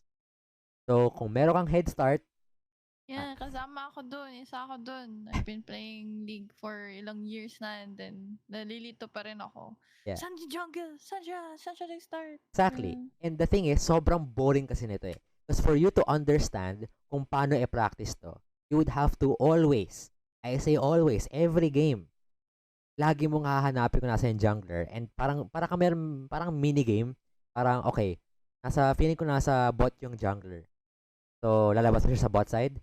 Pag hindi, lumabas sa top side, mali. So, ano kaya nangyari? Like, what did I miss? 'Di ba? So parang, if you constantly play that minigame every game na lalaro mo sa League of Legends, nakakapagod, ang boring. Kasi isipin mo na parang, um, you know, laban na lang sa lane. Lane ko lang iisipin ko. Or, yung isa pang way to review this and study this skill, or parang train the skill, is to go to VOD reviews and check replays. Oh, sinong may time para gawin yun? Who cares? Why not just play, di ba? Kaya ang hirap nung skill na to. So, um, hindi ko sinasabing ma-adapt mo to agad-agad, but at some point, kakaroon ka ng general feel for it or general understanding for it without going through the effort of doing it. You can watch your own games, yung reviews mo, ganyan-ganyan, or yun nga, karoon ka ng minigame every game, sure, ikaw bahala. And that will speed up yung process. Pero, it will take a lot of time. Any case, so yung point ko dito is that this is a long process. So, what I mean by that is, by the time na nandito na, around, say, 3:40, actually, hindi nga eh. I'm a bit wrong already. But yeah, I mean, well, I'm only wrong specifically this game. Pero nagpakita kasi si Nidalee sa bot side. I mean, you can see na galing siya sa bot side ng map. This is why map awareness is helpful. I would recommend a bigger map if you can. Baka kasi hindi mo masyado nakikita at this rate or this size. Pero, nagpakita yung Nidalee bot side. So, now, you have to keep in mind that. So, parang meron kang tracker sa isip mo na parang, okay, nag-start siya ng blue side with leash. Okay, nagpakita siya. Parang, you're always listing it down the series of events as if you're like a detective. Kasi you would be able to trace kung saan part ka nagkamali, if ever man, sa tracking mo, or ma-predict mo yung future if may keep mo yung constant tracking na yun, yung sa list. Diba? Ayan, papakita pa rin siya sa bot. Okay, whatever. And then, namatay yung Yi dun sa Nidalee. So, we all know this. Habang pinag-uusapan natin yung dynamics ng lane, pinapansin ko na yung map during this whole time. And so, alam kong bot side si Nidalee for the past minute or so. Ngayon, from an advanced tactic, I don't think you did this game. Let me see if you did. Let me go back around this time. wala. You're totally clueless dun sa jungle fight. Probably because you're streaming. So, um, again, I'll give you some leeway kasi nga streaming moment. So, there are times na hindi ka totally zoned into sa game, which is fine. But, yung first step mo when you see the enemy jungler sa map is to press tab. Why? Bakit? Any Why idea? nga? Any idea? Makita ba dun yung spells nila? Hindi, di ba? No.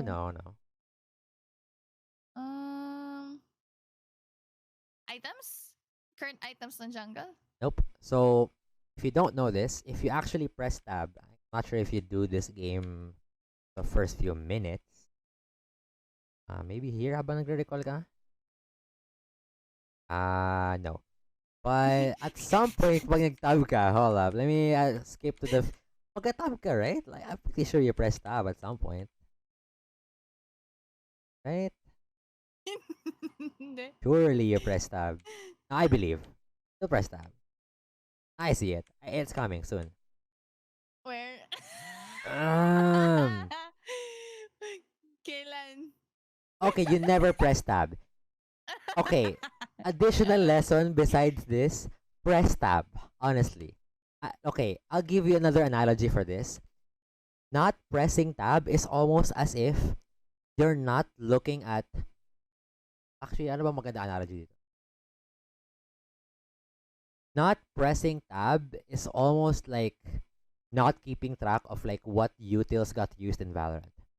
You know, like whether your teammates still have smokes or whether people have used their slow orbs on the enemy team. Wait, hindi ko rin alam yun sa Valorant. No, I mean in the sense of like not pressing tab sa Valorant. But yung comparison. comparison lang kumare. People will com that, right? People com in Valorant oh, Sage slow orb here. Oh, there's a Cypher trip here. It's like ignoring all that. Parang ganun eh. Which is basically nakakapaka sa dilim kasi wala, di mo alam kung ano nangyayari. Right? Which is what's happening. Number one, you're not looking around the map. Right? So, for example, I'm giving you so many tidbits here na we've been through like the first 1.5 hours of the VOD review or on the coaching session, and I feel like this is like 90% of what you need. Pero anyway, at least, diba, you're getting a lot of things to work on. And pag ni-review mo to, once na-upload ko sa YouTube or something, or whatever, actually, nasa VODs mo nga lang to eh, so you could download it yourself. Pero, yeah. So pwede mo siyang isa-isahin. But like, yeah, one thing that you could take note of, yes, let's go back to the previous frame. Like, say, for example, here. Like, yeah, yan, ganito. Yung nag-CS ka lang, nothing's happening. Why not look mid? Gusto ko makita kung ano yung nangyayari dito. Right? I want to see, I don't know, baka mamaya may ginamit na spell si Lux. I could ping that for my teammates. I could now keep in track na, okay, walang flash yung Lux. Wala lang. Di mo alam kung magagamit mo yung information na yun. But, it's better to know what's happening around the game kasi you get information that you would otherwise never get. Kasi, think about it like this. Think of your other teammates as bots or NPCs na they're useless. They're just there to fill yung 10-man lobby. And so you can't expect them to say na, uy, Samira, by the way, pwede mong all-in yung Lux kasi walang flash yan. They will never say that. I would bet all my money that this Katarina would never say that to you. So, this whole game. So, you can't rely on them. So, paano mo malalaman? You have to check yourself. Diba? So, you can also check other things kapag tumingin ka sa map. Like, say, nag-click ka dito ngayon, right now. Pwede mong tignan na paano ba mag-cast ng skill shot si Lux. Pinipredict ba niya kung saan siya pupunta? Pinipredict ba niya yung sidestep? I don't know. You get so many like random like information. Ano? I mean, sorry. Baka ako, di ko kaya information na yun. Pero, I mean, sure. I mean, di ko sinasabing madali. Kasi, yun nga, like I said, in fact, a lot of the people, even in my tier, don't do this. They just watch their own lanes like you. Most POVs are like this. They don't even care. Pero kasi, for you to get an edge against other opponents that are doing the same thing as you, parang kailangan mas lamang yung information mo sa kanila. Right? This game is all about information. Kasi unlike Valorant na limited ka sa first person POV mo, right? You can see the whole map. Yung barring Fog of War, obviously. Pero, di ba? You can see kung ano nakikita ni Jace. You can see kung ano nakikita ni Kata, di ba? Like, you don't have to rely on comms. That's why I have chat off kapag naglaro ako ng League. Because I don't need it. Pero, yeah. So, make use of yung information because everything's there. Naka-spoon feed na nga eh. That's why League, to some degree, can be easy. But it's hard. It's hard kasi yung parts ng League that are easy, you have to do that alongside everything else, like CSing, looking at your laners, diba, keeping track of junglers. So, individually, it might seem easy, pero yung i-combine mo silang lahat to your everyday, like, or every game, gagawin mo yung lahat ng skills na yon, then, ang hirap. Yun yung kinahirap ng League. But luckily for you, or for everyone else, 99 or everyone, actually wala talaga eh. There's no pro players in PH as of the moment, sadly. Okay? So there's no pressure on you para sabihin na baka kasi matanggal ako sa team, ganyan-ganyan, or what. Wala. No one's pressuring you. Take your time. Di isa-isahin mo. O di, at one point, practicein mo. Tingin ka lang sa enemy lanes. At one point, maybe a different game, a different day, try mo i-track yung jungle. At a different point, try mo tumingin sa map, right? Di mo kailangan agad-agad. Right? Baka kasi na-overwhelm ka ngayon, pero kasi, the way I do like VOD reviews or coaching sessions, hindi ko sinasayang yung oras mo. Right? I want you to make the most out of this one session, tapos lubayan mo na ako. In the sense na, hindi ka na uulit. Lahat ng sasabihin ko sa'yo from this point onwards, that's it. Kaya mo nang progress far. Diamond, GM, heck, you could probably even reach Challenger with everything that I'm saying. Given enough time. Diba? And dedication. Pero, yun yung idea na there's a lot of things to do in this game. Sobrang laki ng skill ceiling and it's fine. It's fine. You could take it slowly. Okay, huwag ka ma-pressure dun sa information. Okay? Okay. So, apart from that, okay, let me just continue yung tangent na sinasabi ko. So, apart from that, apart from like looking at the screen and like checking for information, like for example, checking on how Jace trades, checking on how Darius trades, and just checking for habits, yung mga ganon, how do people play. You also want to press tab. Yung sinasabi ko sa'yo, press tab. So, yung information na binibigay sa'yo ng tab is honestly a gold mine. I don't know why people don't use this as often. Some people press tab and they don't read tab. Like, hindi na binabasa yung scoreboard. Wala lang. Para lang mapindot. Kasi, wala. Nakasanayan, I guess.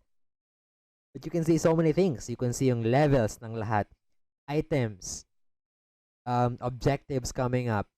I don't know, like, everything. Like, you could check CS, ganyan. And the most important thing that you want to have in terms of yung jungle tracking I mentioned later on is that kapag lumabas si Nidalee ulit, actually advance tayo sa pag lumabas si Nidalee sa map mo or enemy jungler at any point of the game, always press tab. Kasi kapag nag-check ka ng tab, tapos nakita mo yung CS nila, so for example, yung CS nila ngayon is, I would guess, I would say 16 right now. I would bet na yung CS ni Nidalee right now is 16. And the reason why 16, kasi yung prediction ko is that he took, like say, blue, Crump, say red, maybe Scuttle. Actually, Scuttle's up kasi kita na yan eh. So maybe it's actually 12. And each jungle camp is worth 4 CS. Yun yung formula. So just in case, I don't know, makalimutan mo to, jungle camp 4 CS. pretty easy to keep in mind. So, malalaman mo tuloy, just divided by 4, kung ilan camps na na-take ni Dali. Enemy jungler. So, you have a good idea kung anong ginawa niya sa pathing niya, maybe, or at least, at the very least, kung ilang camps pa yung meron sa jungle niya. Basta magkakaroon ka ng good guess on this info. Right? On this info alone. Only difference is sa Krugs, it has 8 CS. Kasi mas malaki yung camp na yun. But other than that, it's 4 CS. So yun dahilan kung bakit pinag-press kill ng tab. Kasi may kita natin how many camps yung na-clear ni Nidalee, and it will give us information how to play the lane. And so far, gets naman yung sa whole pressing tab thingy for jungle tracking.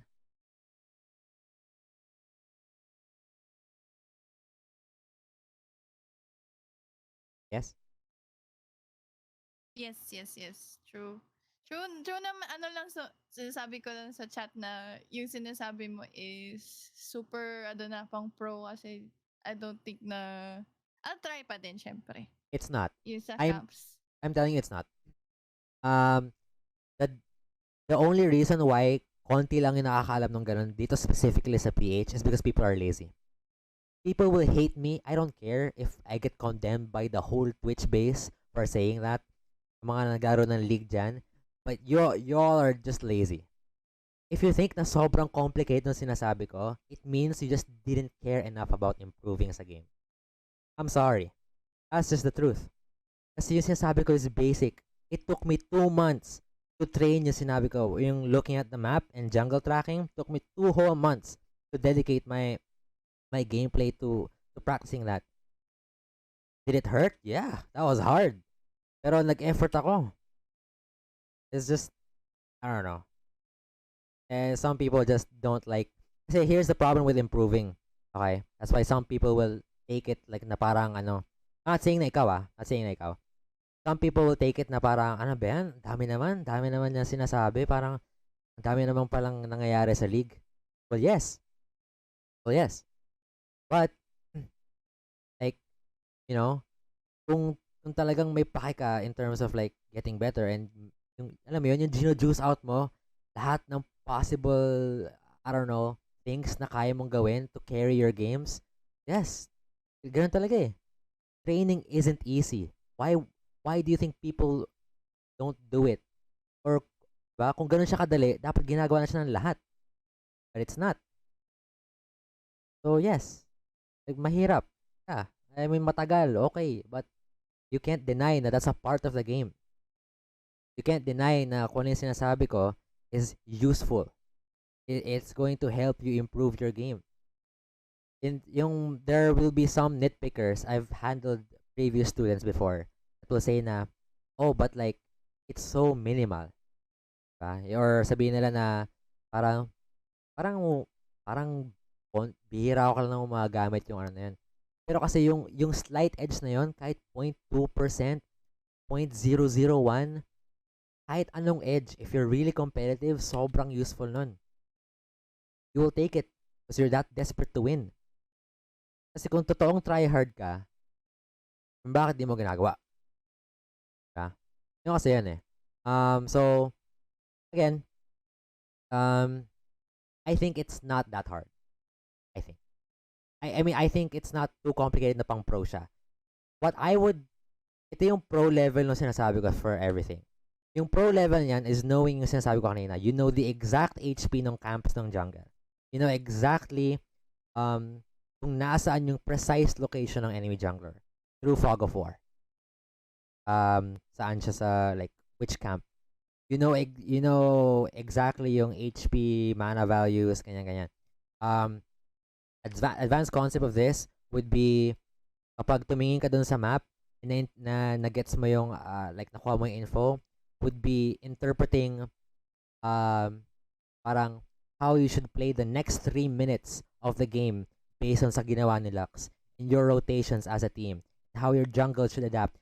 Yes, if I talk like this, I would sound like I'm talking like parang pang pro play kasi this is too advanced. If I'm talking like macro wise na magbabago yung game plan of like, let's say for example, I don't know, Lux does something. May ginawa si Lux.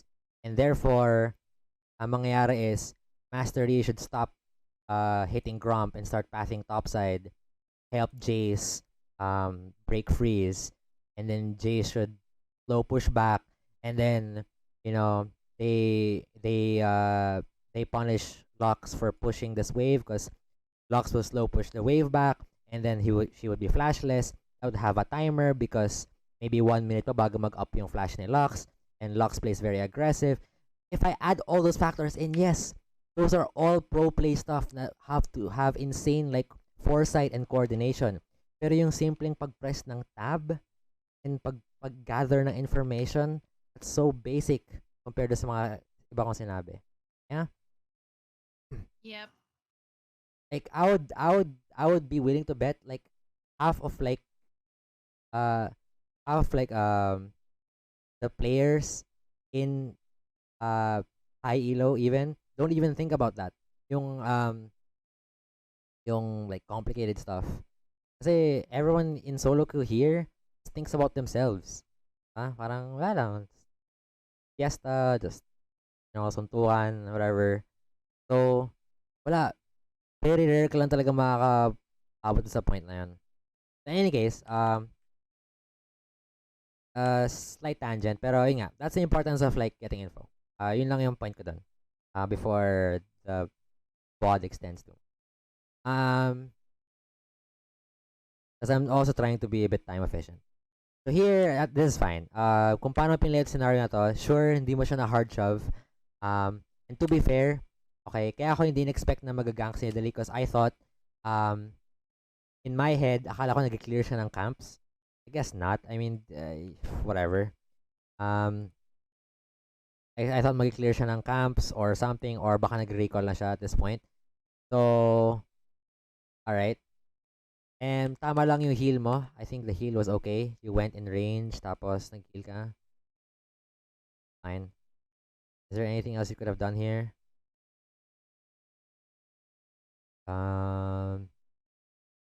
Nope. Heal. Yeah, nag-flash kasi. You got one flash. That's fine. Pero yun. In any case, so now you can't shove yung lane kasi syempre, dito na silang lahat ulit eh. And you're 1 HP. Okay. So, mag-farm ka lang. I'll try to speed up kasi nga, we're extending a bit. Okay, so here nakikita ko yung need mo to back. Right? Nakikita ko na ginagamit mo na lahat ng spells. I don't think you press W ever.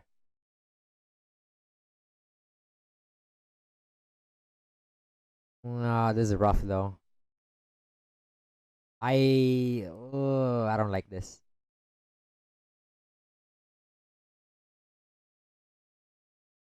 What was their HP? Okay, wait. This is why, okay, they're pretty healthy. Okay, so hard for me to judge. I would wait a few more seconds. So ganito kasi yung thought process nito. Right now, do you know how wave management works sa League? Like, kung kailan mag-push yung wave, kailan siya mag-freeze. Yun din, hindi ko pa masyado gets din yun. Okay. Okay. This is like a master class almost of League of Legends at this point. Kasi, in fact, this will be useful for everyone. Kasi, lahat ng beginner to advanced stuff is already here. So, I think this is a good, what do you call this? Session, I guess. So,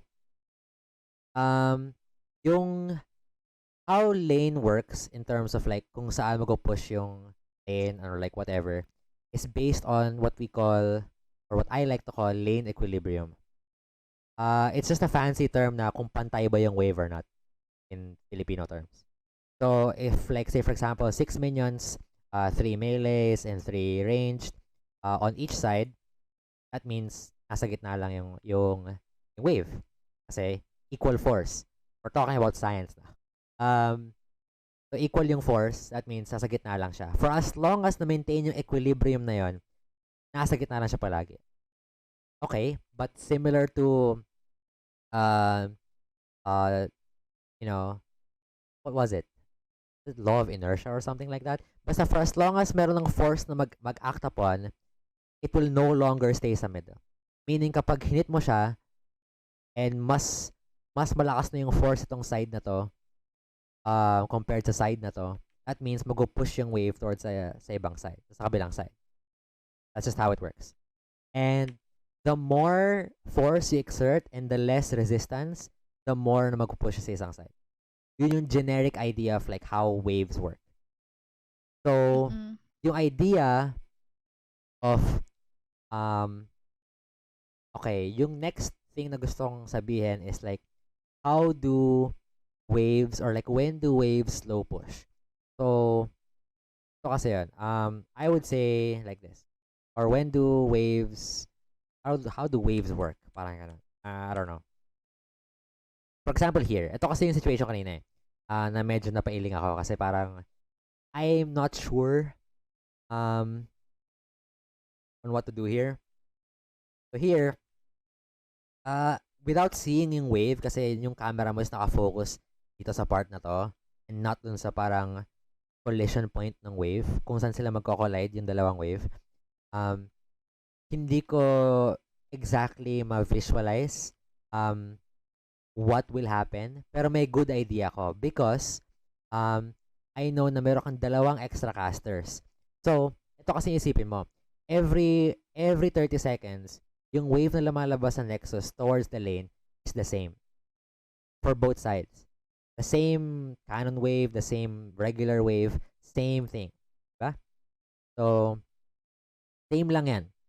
Same time, same speed, same everything. So, constant factor siya. Hindi siya magbabago. So, yung additional factors, yun yung magde-decide on what will change on that wave. Since meron kang 2 extra casters, this will deal more damage, therefore exerting more force. Why do I feel like a science prof? Pero, parang ganun. Diba? So, you could imagine that this wave will slowly, not fast kasi onti lang yung dagdag na damage ito, slowly push towards the enemy team. Nagigets mo ba? Kasi meron siyang added help na damage dealers compared sa kabilang wave na ito lang. Right? Konti. Slight. Ano yung Medyo, hindi mo ma-gets masyado? I mean, sabi mo is same silang lahat. Hindi ko gets but saan nanggaling yung dalawang minion na yan sa harap? Okay. So, good question. So, okay. Wow, that's a good question. So, yung waves, yung state ng wave is based on yung previous wave, yung current wave, and yung future wave. So, in this case, ito kasi yung currently, ito yung present wave, di ba? Ito yung current wave. Call this yung present. Well, for the sake of like abstract, we'll call this wave 1. So, this is wave number 1. So now if you play yung sequence, tapos na yung wave 1. This is now wave 2. Itong cannon minion. Okay. And ito yung natira sa wave 1. Ngayon, ito na yung past wave. Ito na yung current wave. Ito na yung magiging current wave. Now, as you progress through the game, ito na yung wave 3. Nakita mo ba sa map? Yan na yung future wave. Or, in this case, magiging present wave. You get it? So, laging factor yung lahat ng yon. Yes. So ngayon, yung problem is, yun nga, mag-slowly push siya dahil sa 2 extra minions. Ngayon, yung issue ko dito is, meron silang chance mag-freeze even yung wave. Kaya ayoko siyang iwan. So, anong situation yung sinasabi ko? Okay, so this might get a little bit complicated. Ito, ay naamin ko na. Okay, yes, this isn't as easy as bread knife and pag gold ka maintindihan mo to. So, may level of understanding for you to absorb lahat ng to. But in either case, recorded naman, so you can just review it. So, yung situation na sinasabi ko dito is that, for example, let's say, hindi sila nag-recall. Let's say, nagtago lang sila. Let's say, here, or here sa bush, or here, and di talaga sila actually nag-back. So, now, kapag lumabas sila all of a sudden, let's say, nagbaback ka na kaya, lumabas sila all of a sudden, pwede nilang bawasan yung wave to the point na pwede nilang i-freeze yung wave. So, how do you define kung ano yung frozen wave? So, simply put, ito, bigyan ng random example. So, simply put, a frozen wave is simply a wave that doesn't move. It is, throughout time, like waves 1, 2, 3, depends on how long you can keep the freeze. Pero, throughout multiple waves, it stays in the same region of the wave or of the lane. Hence, frozen. Kaya nga, frozen yung wave kasi hindi siya gumagalaw. So, how would you achieve yung frozen wave? Ito yung question that that people are begging to know at this point. So, yung freeze lane? Yeah. Hindi mo parang you let minions attack or di ka mag-a-attack. Well, ganun ba? Yung hindi mo, yung ilalasit mo lang yung minions, which is yung sinasabi mo. Yes, last hit minions. Yes. Will slowly make the wave push at you. Pero it won't necessarily freeze the wave. Depende kung gaano kalaki yung wave. Pero merong surefire way and formula for the wave to always be frozen no matter what you do. And yung formula niyan is simple. Yung base formula niyan is gonna start to be like a math problem. Pero is 1 melee and 3 ranged, equating to 4 minions. Now, this is flexible. And this is assuming na you're freezing the wave right outside of turret range.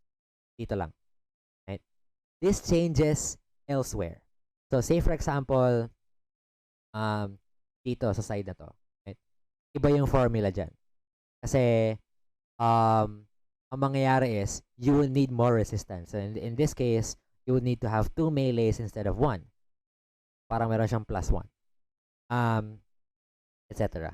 Ito yung, by the way, kung just in case confused kayo, ito yung ititira mo sa enemy wave. Enemy wave. I don't know, basta enemy wave yan. Okay? So, yan yung parang, and I can be here all day telling you kung ano yung formula for every part ng wave. But, basically, magdadagdag ka lang ng enough resistance para hindi makapag-push yung opposition wave para umabot sa torre mo. Right? So, yun lang yan. Yun yung basic idea niya. But it's hard to remember sometimes. And sometimes, hindi laging full HP yung minions. Kasi this assumes na full HP tong lahat. So, what if, for example, ganito? Let's say, let's get a random like wave. I don't know. Let's say, for example, ganito yung wave. Let's say, ito, we move this around here. Let's say, hindi pa siya sa torre. And nandito siya. First of all, there's a cannon. Yung formula na sinabi ko sa'yo na 1 melee, 3 ranged does not include the cannon. Pero kasi, you can substitute cannon for 1 melee. This is actually math. 1 melee plus 1 ranged. So, you could think of it as, for a cannon wave to be frozen, approximately, you need 1 melee or 1 cannon, which is 1 melee plus ranged, and 2 ranged. So in most cases, ito yung parang base. Now again, hindi to exact formula. I'm not saying na ito lang yung kailangan mo just to freeze a wave on a cannon wave. No. Some situations require more. Like maybe 3 range minions. Pero how do I say this? Kind of complicated. Pero basically, kapag ganito na, let's say merong low HP, merong bawas yung HP, you just have to take it na, okay, bawas yung resistance ng wave. Kasi yung HP means resistance, right? Yun yung nagpa-prevent from the wave from pushing back sa side nila. Diba? Ito yung resistance. Yung damage output nitong mga minions, yun yung nagpapa-push dun sa wave. Yun yung force. Diba? So, kapag bawas yung HP nila, meaning you just need to add more resistance. So in this case, kung ito yung base formula, let's say 1 cannon plus 2 ranged, because bawas yung yung HPs nila, you would have to add maybe, I would say, 1 melee or 2 ranged, either or, dito, para mag-freezing wave assuming andito sila. Right? So, marami kang factors na intindihan. Basic, pero ito lang yung base idea niyan. 1 melee, 3 range. This is, kaya lang nabuo tong formula na to kasi people over years have tried to test how wave works, and they figured out na this is the exact amount of like HP and damage needed para para yung wave na darating dito and yung wave na what do you call this, na paparating sa kabilang side is not enough to clear everything. Tapos may matitira pang minion sa kabilang side. Parang, no matter what, kapag sinundan mo tong formula na to, tapos walang interjection, let's say, walang ibang nag-hit na tore or hindi hinihit ng enemy champions yung minions mo, it will always stay in this lane. Or in this part of the lane. So, ganun siya. So, ganun yung freeze. So, in the situation kanina, na mag-recall ka na dito, right? Yung worry ko lang dito is, let's say for example, nag-base ka, right? Tapos, ito yung wave mo, tandaan natin yung wave mo. If we're gonna follow yung concept na yon, let's say, oh my god, pause yung shop. Wait. Find the pause freeze frame. Let's say, na naglasit lang yung Samira. Or yung, ang pangalan niya? Zeri. Naglasit lang yung Zeri. And then, iiwan niya na minions is, like, say, this melee minion and lahat ng range minions. Now, it will freeze dito. Gets? Meron siyang option. Meron siyang option to do that. So, kaya nakakatakot yung idea na yon is because, one, wala ka pang heal. So, medyo unsafe yung lane mo pagbalik. Kasi kapag na-freeze yung lane sa harap ng tore niya, andito yung parang unsafe area na parang naka-push forward ka. Right? So, very open ka sa ganks. Now, yes, I know, most likely, babalik naman si Delay topside at this case. Kasi may mga camps siyang kailangan i-clear sa topside. But you never know. It's SoloQ. So, baka bumalik ulit yung Nidalee sa bot knowing na frozen yung wave para i-punish kayong dalawa sa bot. That can happen, especially sa higher MMRs. So, yun yung worry ko dito. That's why for me, I think best play dito would be to wait muna. Pero dito ka lang muna sa Fog of War. Gayahin mo yung ginagawa nila na wala muna sila sa map. Tapos kapag, let's say, I don't know, after 5, 6, 5, 8 seconds, ko bahala. Basta magbilang ka for a few seconds, tapos di sila bumalik sa lane, saka mo i-shove to ulit. So, ang mangyayari is, you can imagine, visualize mo na lang kasi wala tayong camera control eh. Ang mangyayari is, kung ito yung buong wave, ito yung wave mo, wave ng kalaban, kapag kinlear mo to, this would, all of your minions, which is yung 2 casters from wave 1, plus yung full cannon wave, DW, from wave 2, lahat yan magka-crash underneath dun sa tower ni Lazeri, right? Sa bot wave. So, habang nagbe-base sila, in the meantime, she's losing at the very least yung cannon and possibly more dun sa wave na yun. Meanwhile, ikaw, nakuha mo na yung resources mo. Why is this important? Kasi, yun nga, bukod sa you farming this wave, ito, bukod sa nakukuha mo yung golden XP sa wave na yan, which is the best resource in this game. Tidbit, sidetrack lang. The most important resources in League of Legends are XP, gold, and time. That's it. That's everything. And this is especially more important sa early game kasi mas scarce siya sa early game. Mas, ano bang Tagalog ng scarce? Mas mahirap siyang kunin sa early game. Merong ways na pwedeng malimit nung kalaban mo yung pag-gain mo ng XP, gold, and yung proper usage mo ng time sa early game compared sa any other parts ng game. So, sobrang crucial na to in early on. So, bukod sa makukuha mo yung XP at gold nito, potentially, kapag na-crash mo tong wave na to sa turret niya, yung Zeri naman, yung nawawalan, parang negative XP and gold siya, the longer she takes going back to lane. Kasi, yung turret, yun yung pumapatay dun sa minions, hindi siya. Right? Wala siya dun sa part ng map na yun. So, in the same way, you know, parang negative na nga siya sa kalaban, plus pa siya sa'yo. So, parang yung net worth or yung net worth mo is like double, if that makes sense.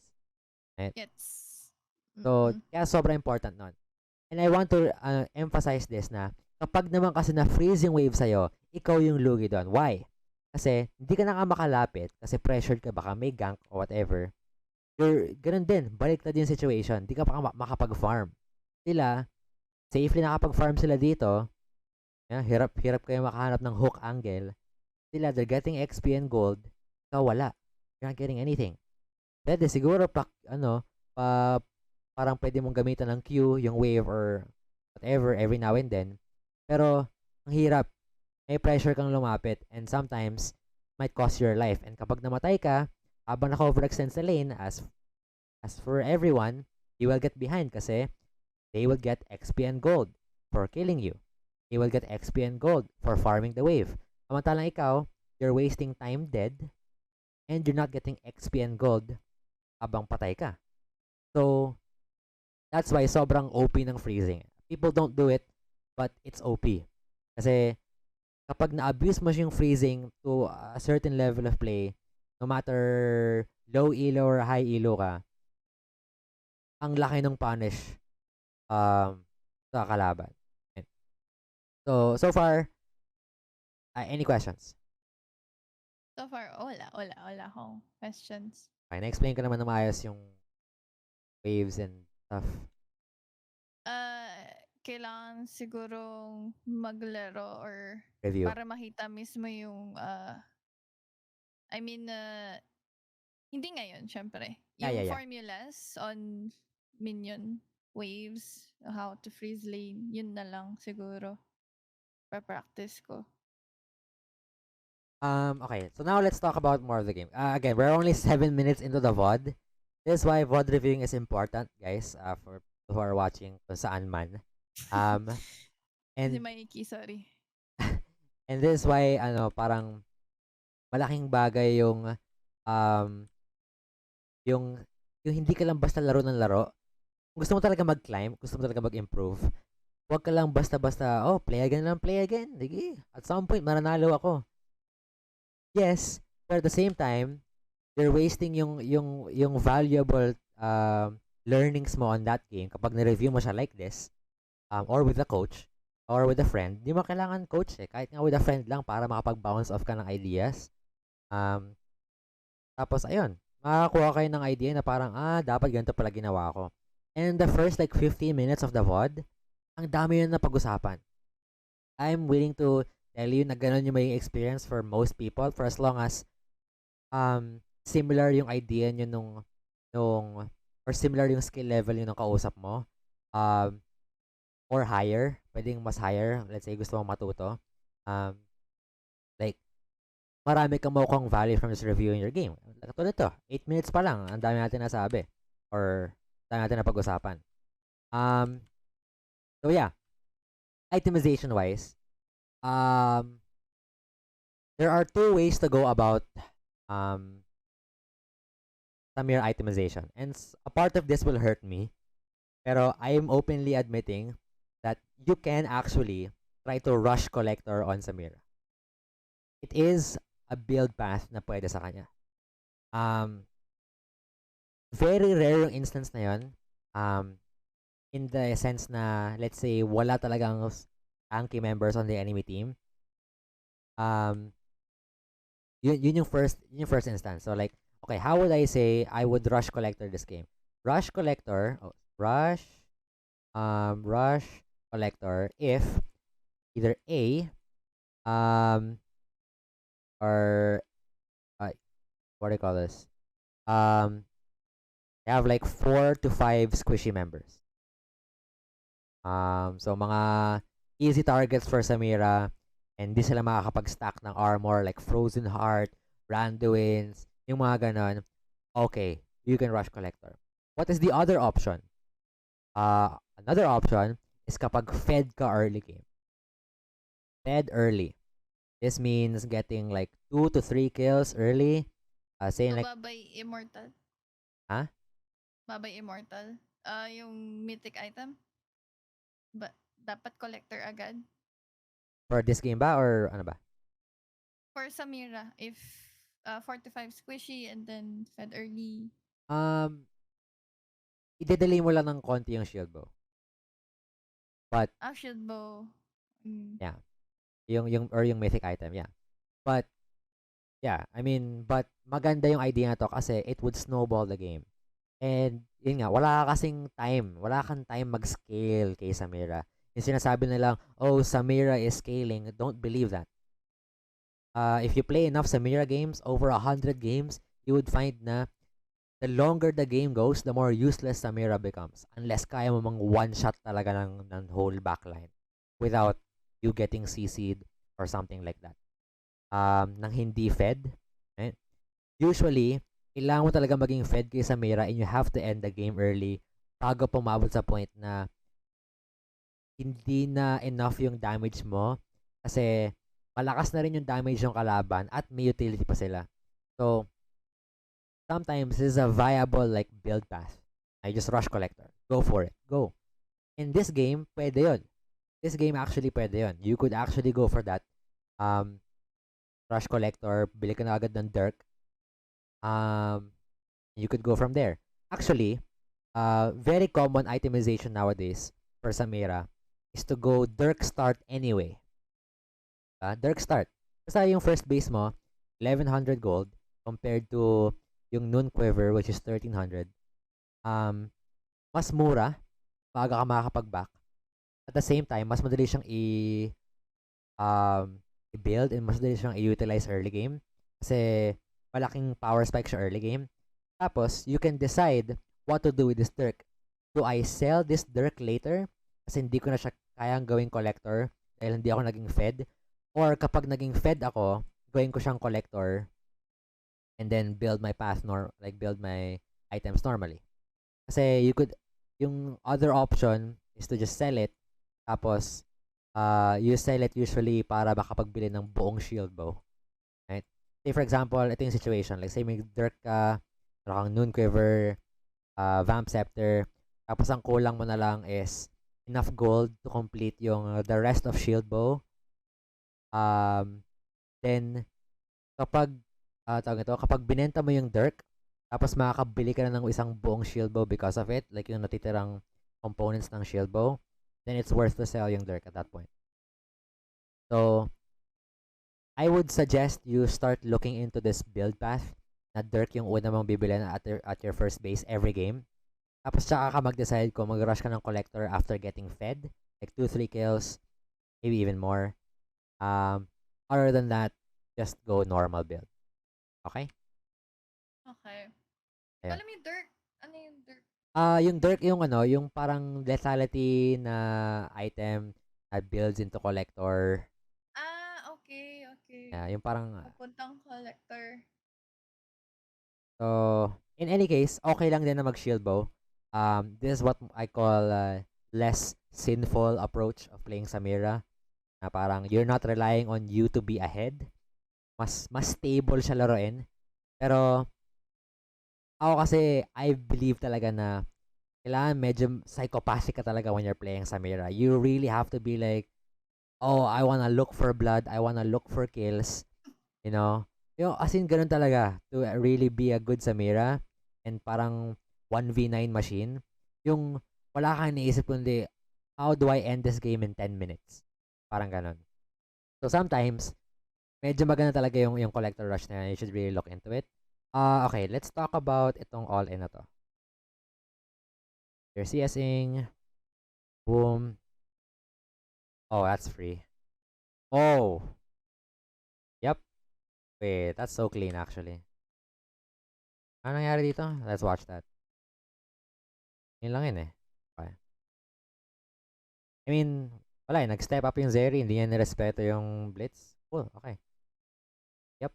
Now, imagine if you had sudden impact here. So, meron kang +6 lethality. Plus yung lethality from Dirk, which is, I think, what is it actually? Like 10? I don't know. Someone in either of our chats can tell kung ano yung value ng Dirk lethality. I don't remember, honestly. Pero, sobrang sakit ng ult mo when you have lethality, especially early on. Here, it looks like wala siya masyadong damage. But yeah, it's a lot. So, ayan. Nice. I mean, 3 double kill. Wala ako lethality nun eh. Wala rin ako sudden impact. Hindi nga, Wala akong... imagine yung damage mo if you had it. If meron. Yeah, dun sa Oo, okay. ult na to. If you had, instead of Noon Quiver, meron kang serrated Dirk, tapos meron kang sudden impact, this ult will hurt. I'm pretty sure wala lang HP si Zeri bago pa siya makapag-dash. Or bago pa siya makapaglayo sa max range ng ult. But, okay, when you still kill them, wala, malakas lagi damage sa Mira. That happens. Now you're super fed. Okay. So, now, yung game plan mo, kung nasulat natin yung goals properly before starting the game, we have now hit our goal, which is, nanalo tayo sa lane, we got kills. Now, mag-move on ka na to making your plan sa mid-game, late game. How do you extend yung lead mo para manalo kayo as a team? How do you carry your team? Kasi at right now, ikaw yung magde-decide ng flow ng game. So, yun yung next step. Yun yung look forward ko dito. I'm not sure if meron pa akong pwedeng makita during the laning phase. I'm pretty sure they will just repeatedly die. Yup, kasi it's Samira. Wala na eh. The lane is over. What is that? Okay, let's watch it again. What? Okay. So, yeah, wala na. Wala na talaga sila magagawa dito. And, okay, siguro a few tidbits na lang from here on out. Okay. Let's say here. Do you clear this wave? Again, maganda yung idea mo to, alam mo kung paano mag-fast shove ng wave eh. Hard push, or whatever term you use for it. Basta i-clear yung wave agad para mag-crash agad yung wave. Alam mo eh. Ang kulang na lang sa'yo, yung sa tinuro ko kanina, is yung discernment on when to do it. Kasi, sometimes, hindi kasing obvious na parang, syempre, patay siya, so push mo, right? Sometimes, hindi ganun ka-obvious eh. So, for example, here, instructive moment na pwede kang matuto from here is that from this point on, ito yung current wave. Ito is wave 1. And you could put this as wave 2. Ito yung wave 2 mo.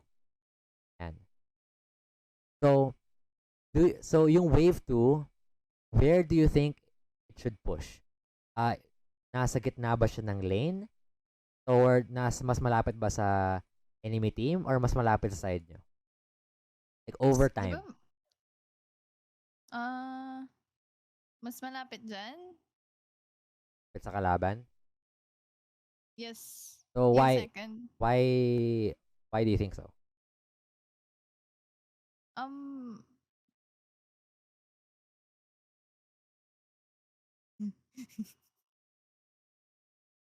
Yun yung napipredict ko sa brain ko ngayon. Okay, it's fine. Okay, kung yun yung visualization mo, I respect that.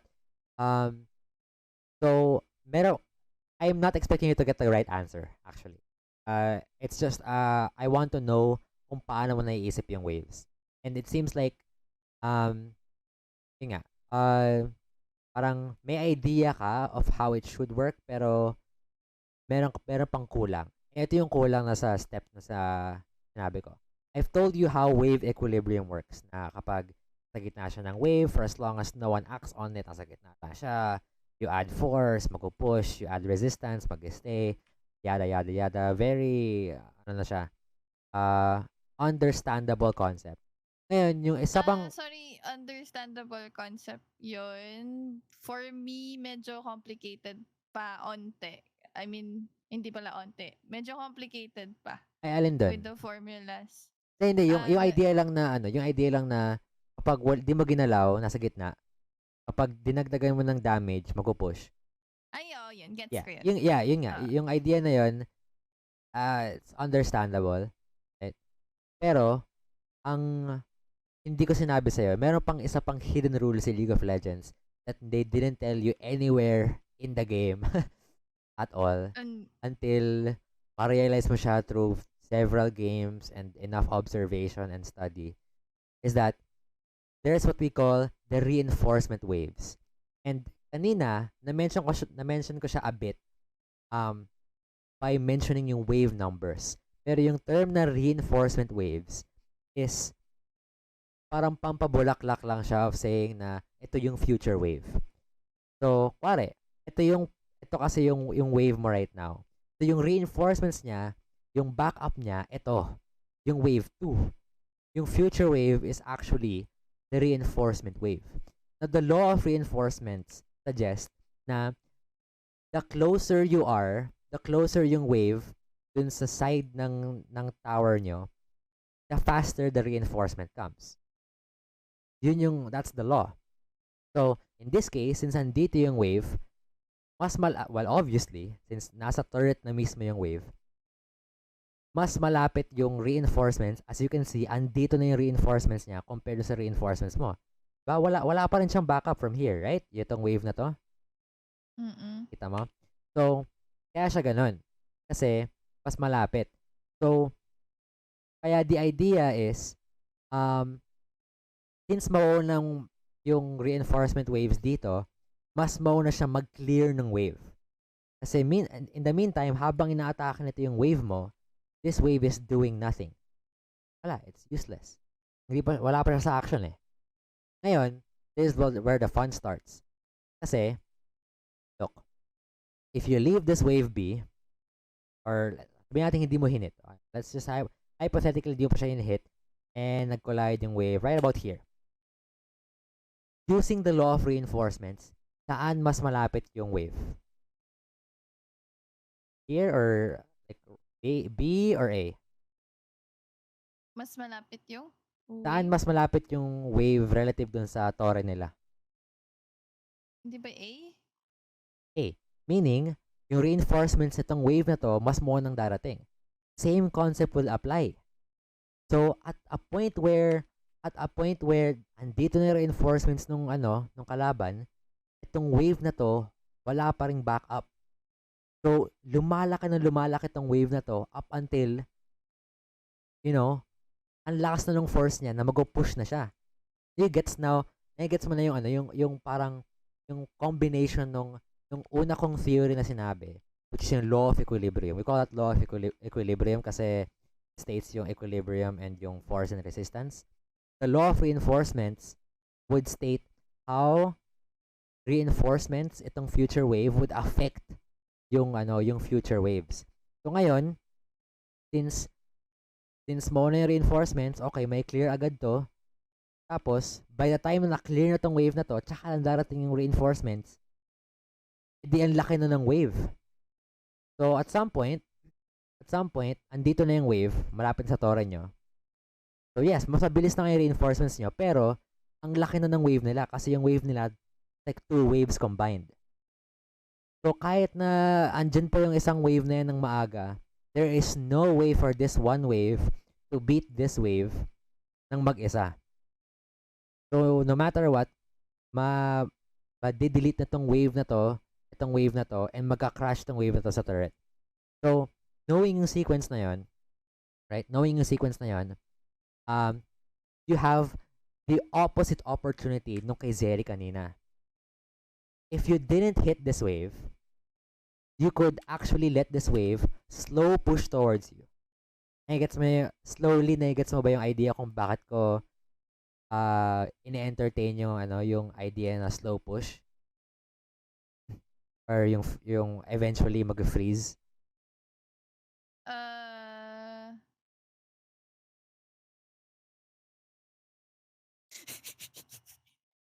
Wait, sa pag ako midnight, siguro medyo nagigets ko naman. Okay? Ata. Kasi, K- Okay, sige. Hindi, explain ko sa'yo Kasi nga para... walang ginagawa yung minions ng blue. So, syempre mas malapit nga yung red. Eh, mas mauna yung red mag-attack. So, ibig sabihin, matatalo nga niya yung blue minions. Yep. Dahil doon. So, Yun yung nagigets ko. And so, kapag nag-push tong wave sa'yo, sa side mo, at some point, lalaki yung wave katulad sa kanina, para umabot siya sa wave mo, tapos pwede mo siyang bawasan para gawin yung formula kanina. Right? Yung 1 Okay. million, 1 milli and 3 range. Kapag ginawa mo yun, ikaw naman yung may freeze. The good thing about this is that... Wait. Yung gagawin ko niyan is sa kalaban, babawasan. So, Yes. 1 milli. Dapat yung enemy team yung may 1 milli and 3 range. 1 milli 3 range. Yep. Tapos, mafe-freeze ko na yung lane nun. Yes, kapag andun siya dun sa position, yung right outside of third range dito. Right? Oh, Yun okay, yun. okay. Hey. Akala ko, dapat ako yung sa akin. So, yung pala sa enemy team dapat yun yung ititira. Yeah. Okay. So, Yan. Okay. Okay. So, Gets. okay. Lucky for you. Sobrang laki na itong moment na to. I swear. Itong moment na to na pinatay niya si Zeri is the biggest point of this lane. Na kung hindi pa tapos yung lane before this, ito parang nilibing mo na siya. Nilibing mo pa siya ulit habang nasa coffin na siya.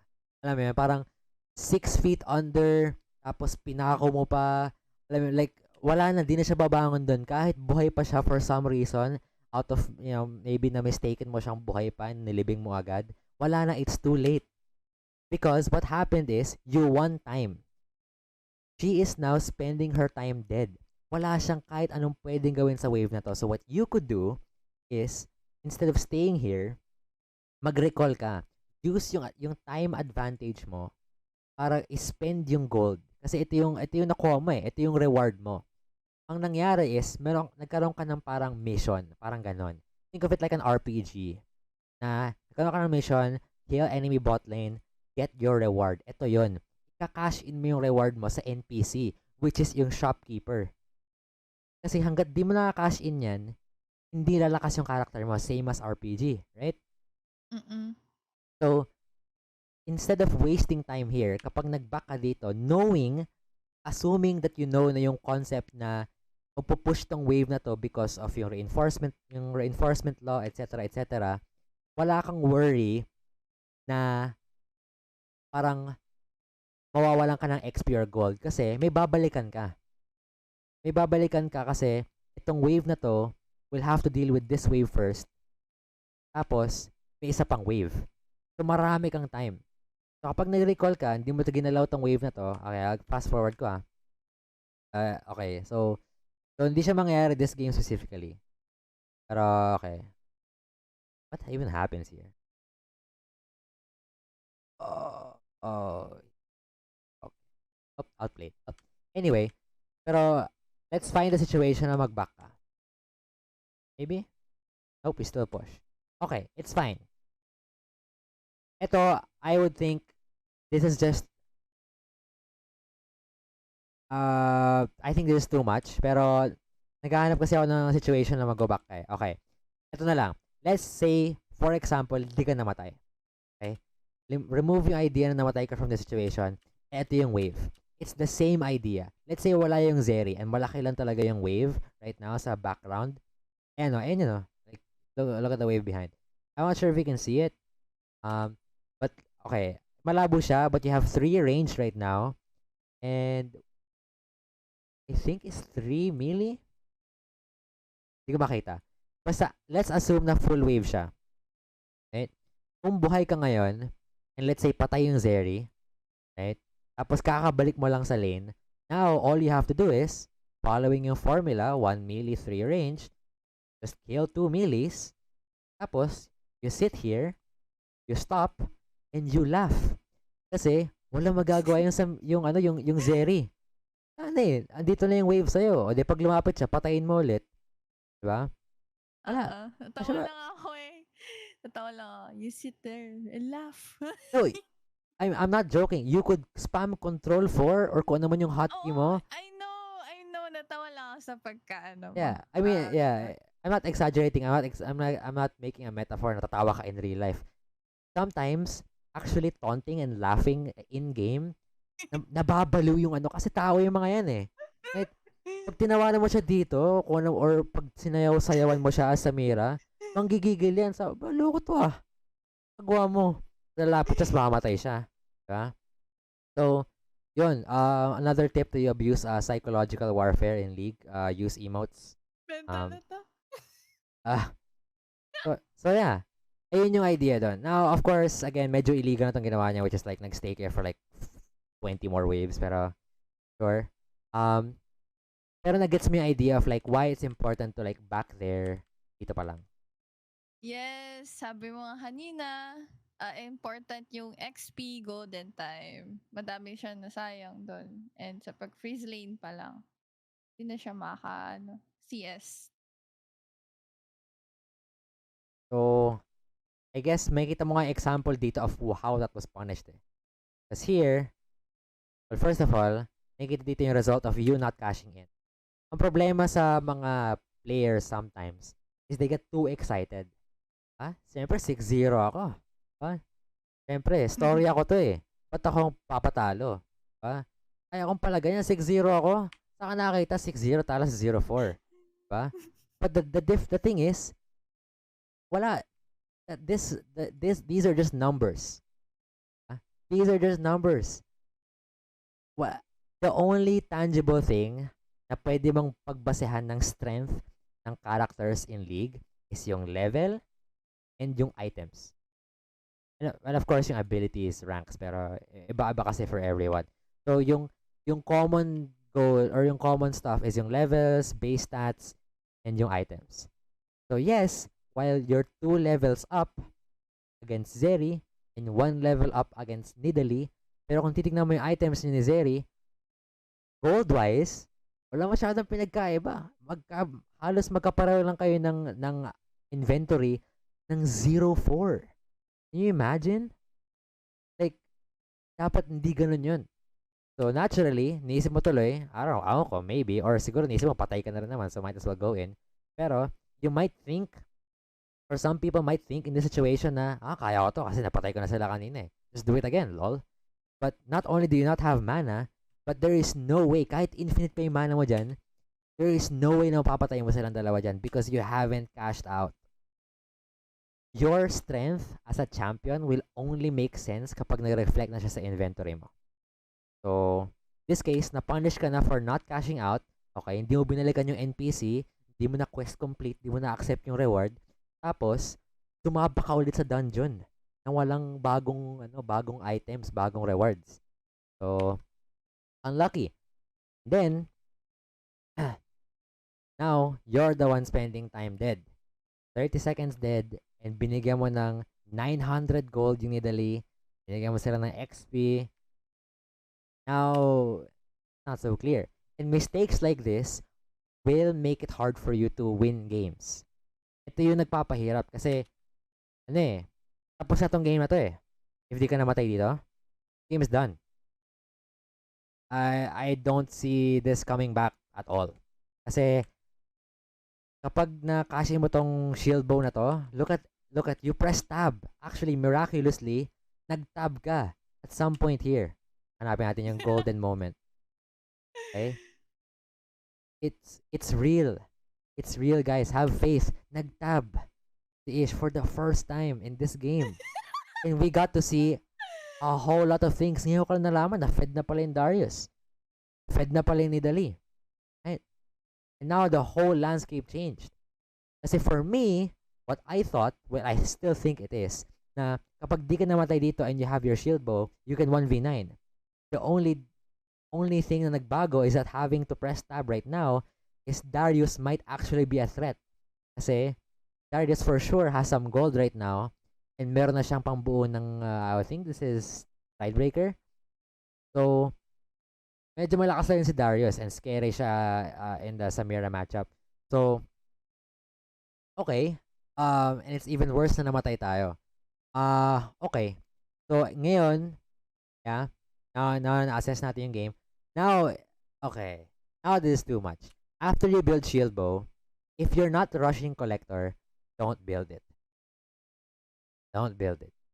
Dun ba papasok si LDR? Doon papasok si LDR, aka Lord Dominix. I like you're using acronyms kasi you barely use acronyms.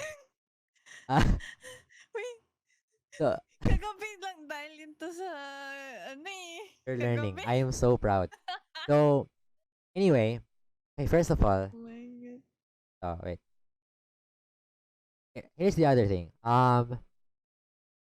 Hindi, okay lang. Basta, I won't nitpick too much. Basta, LDR. This is not an opinion.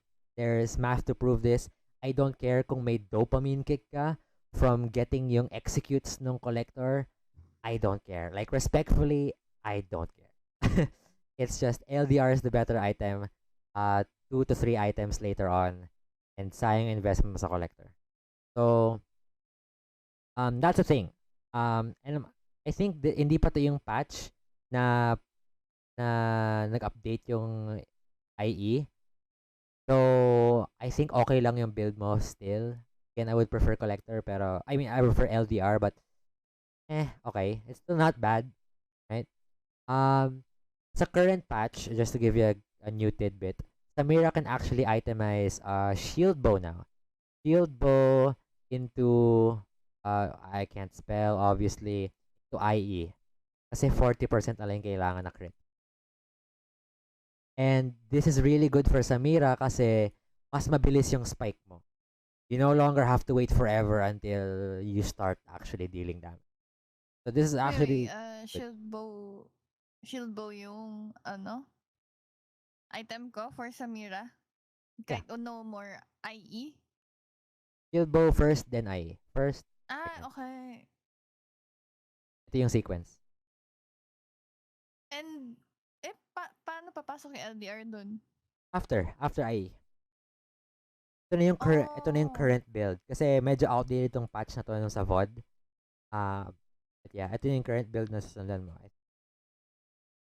Okay. So, shield bow, IE, tapos situational. If you're going the collector route, I don't recommend going something like collector and IE.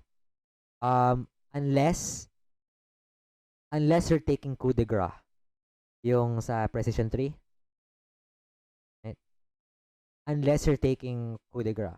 Pero if you're taking last stand, it's still much better to go collector.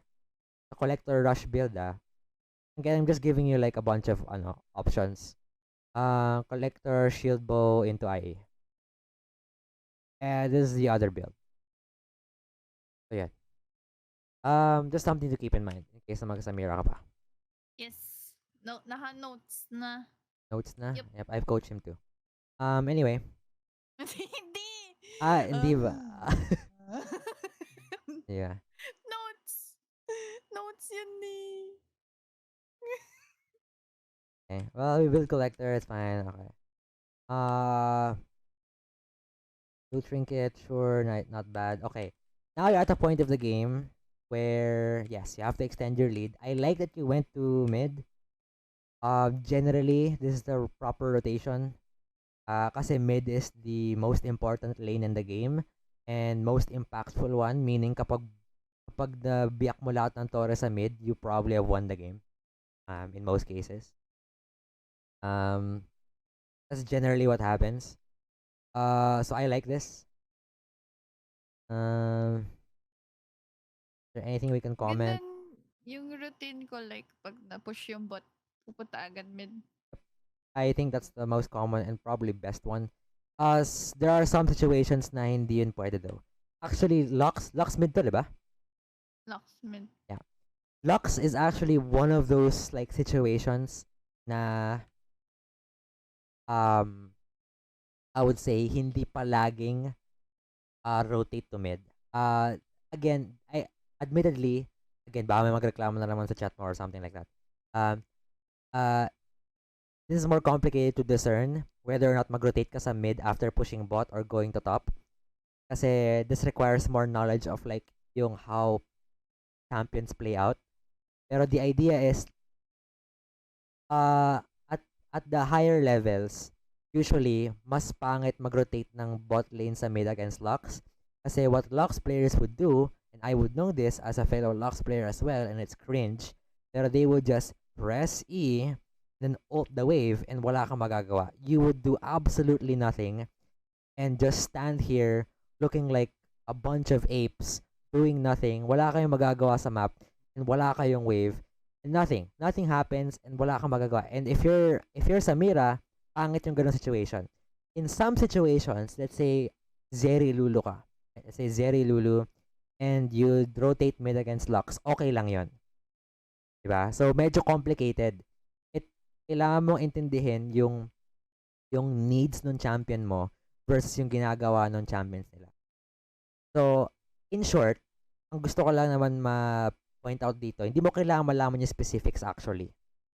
Ang concept lang naman to know kung saan ka pupunta after rotating bot, and I want everyone to listen to this. Kasi I can't handle it anymore. My solo queue games, my bot lane always stays at bot and is so useless whole game. So, a lesson for everyone, if you're gonna be my teammates, okay, you go to either mid or top depending kung saan ka mas magkakaroon ng impact, magkakaroon ng tangible advantage kapag nag-rotate ka. Anong sabihin nun? Either getting kills, setting up kills. Kung wari, kapag pumunta ka sa mid, tapos tumakbo si Blitzcrank, tapos nag-hook dito, may mga kill kayo. Kapag ba mag-stack kayo ng wave dito, tapos nag-crash sa tower, can you get the tower? Yung mga ganun, like something. Again, gold, time, XP, right? Yung mga important stuff. Can you do something about it? Kapag ba nag-push tayo ng mid, kapag dragon ba? Yung mga ganun, now-convert mo ba yung rotation mo into something meaningful or nag-rotate ka lang for the sake of it? Kasi if nag-rotate ka lang for the sake of it, you're not doing your job. So, in this case, again, sa specific example na to, against good players, you don't want Samira to be AFK farming here. Tapos kiniklear lang ni Lux yung wave. That's bad. You want to get more kills and end the game in like 2 more minutes. FF sila. Right? So here, you go top. Kapag tatlo kayo sa top lane, kahit fed pa yung Darius na yan, Darius pa rin yan mag-isa. Walang malakas sa marami. So, and it's not like hindi ka fed. I mean, what the hell? Your 2 items already at 15 minutes? This is illegal. But this is how Samira is supposed to be played kapag naging fed ka talaga. So, it's fine. So, wala siya magagawa. Kailangan niya i-give up yung wave, kailangan niya give up yung tower. Therefore, meron kang nagawa sa top wave. Unlike Lux, walang pwedeng gawin yung Darius na parang, yun yung buong wave, tas wala na. Wala siyang ganun eh. Only Lux has that. So, that's why I would have preferred mag-rotate ka sa top lane, pero this is why also looking around the map, 'di ba kanina, yung sinasabi ko sa'yo, tingin ka sa nangyayari sa mid, ganyan, or press tab kasi you might gain information. Kapag nalaman natin na kunwari, let's say yung information natin kay homeless emperor na to is di siya marunong mag-lux, di niya ina-ult yung wave. Baka tingin mo sa mid, wala. Lasit lang siya. Tapos ginagamit niya yung spells kay Katarina. Ganun. Tapos wala, mukhang di siya marunong. Walang tumatama. Right? Sige, judge mo na as much as you can. Diba? Pero that's what's happening. You're not really judging because of, mayabang ka lang. You're just looking at the information and seeing na, well, it doesn't look like this Lux is a good player. Kasi hindi tumatama yung skills niya and she's not clearing the wave efficiently. So, maybe, kung alam natin yung information na yon, hypothetically, which I can assume now, kasi based sa kung paano maglaro tong Lux for the past rotation, I can assume now that this Lux has no idea what she's doing. I mean, she's silver, so, of course. Pero, I could now safely assume na pwede ka magstay sa mid.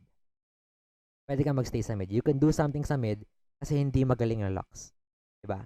You can see how player and yung psychology ng game changes yung objective ng strategy ng game. Yung optimal strategy ng game is not just based on yung 10 champions sa game. you also have to consider yung players na naglalaro. How good are these players? Parang meron kang skill bar for every player. Tapos nag-gauge mo siya na parang kung dito siya malakas siya, kung dito siya mahina siya. Tapos you just have that hovering for everyone. Para tong Katarina, tingin ko, galing to. May ganyan siya sa utak mo lang. Naka-visualize lang. Diba? So, yun, dahil doon, makakapag-formulate ka ng better strategies based sa facts din sa game. Right? Um, so, okay. So, now you can stay in mid. And it's kind of working. Oh my god. Okay. Well, yeah. Lux needs help. Honestly, Lux needs more coaching than you do. Pero, um, ayun. I like what you're doing anyway. This is a very solo queue thing. Again, you have the most amount of privilege um as a role in league. You can just take whatever you want. Um Fed ka naman or sige, go lang. Just go aggro. Yep. Okay. Ayan, like when I see stuff like that and I see na nag-ult ng waves na yung Lux, I would start to change my strat. Diba? Ngayon, nire-realize mo na kasi nasabi ko sa yung shortcut eh. Nasabi ko sa yung ang tawag nito, yung sagot. Diba? Pero in your own games, you would have to figure out kung may nagagawa ba akong effective or impactful dun sa pag-stay ko sa mid. Pero at least alam mo na isang example dun is yung Lux. So maybe ngayon, papaisip ako na maybe baka push ko na lang yung bot or maybe a lane na wala si Lux para hindi lagi na-clear yung wave. Ganun. Okay. I'm not sure how tumagal tong game na to. I'm guessing like throws happened. Oh, wait. Maybe mechanics? Okay.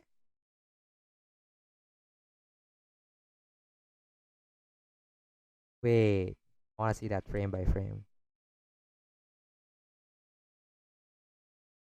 Not quite. I mean, just to nitpick, you could have stacked your passive faster here. Alam mo naman na counted as dalawang passive stack yung W mo, di ba? If you use it properly. Hindi ko yata alam yun. Okay. Well, okay. I'm here to enlighten you na yung W niya sa Mira, for everyone who's watching, is a two-part ability. First, yung unang ikot. That's yung W1. I'll call it W1. And then, she spins again. Kasi yung W1 blocks the projectiles and it deals damage. Yung W2, she spins again, dealing another set of damage, blocking the next set of projectiles. It's as if dalawang best mo class yung W. But the way yung kung paano gumana yung passive sa Mira is pwede lang siya mag-stack kapag alternate yung auto attacks mo and yung abilities mo, right? Yun, alam mo naman yun, right? Oo, yata. Yeah. I mean, I think so. Ginagawa naman this sequence eh. Auto Q or Q auto, right? So, nag-stack siya. Yep.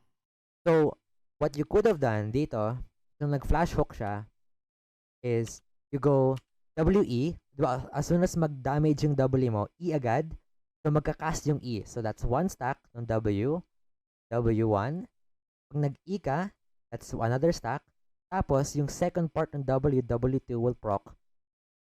So, that's instant S, I think. From this point, kasi making B siya here. A, yeah, almost instant. You'd have to like auto once. Yeah. So, yun yan. I mean, it doesn't change anything, right? Pero, extra mechanic lang. Na baka gusto mo malaman.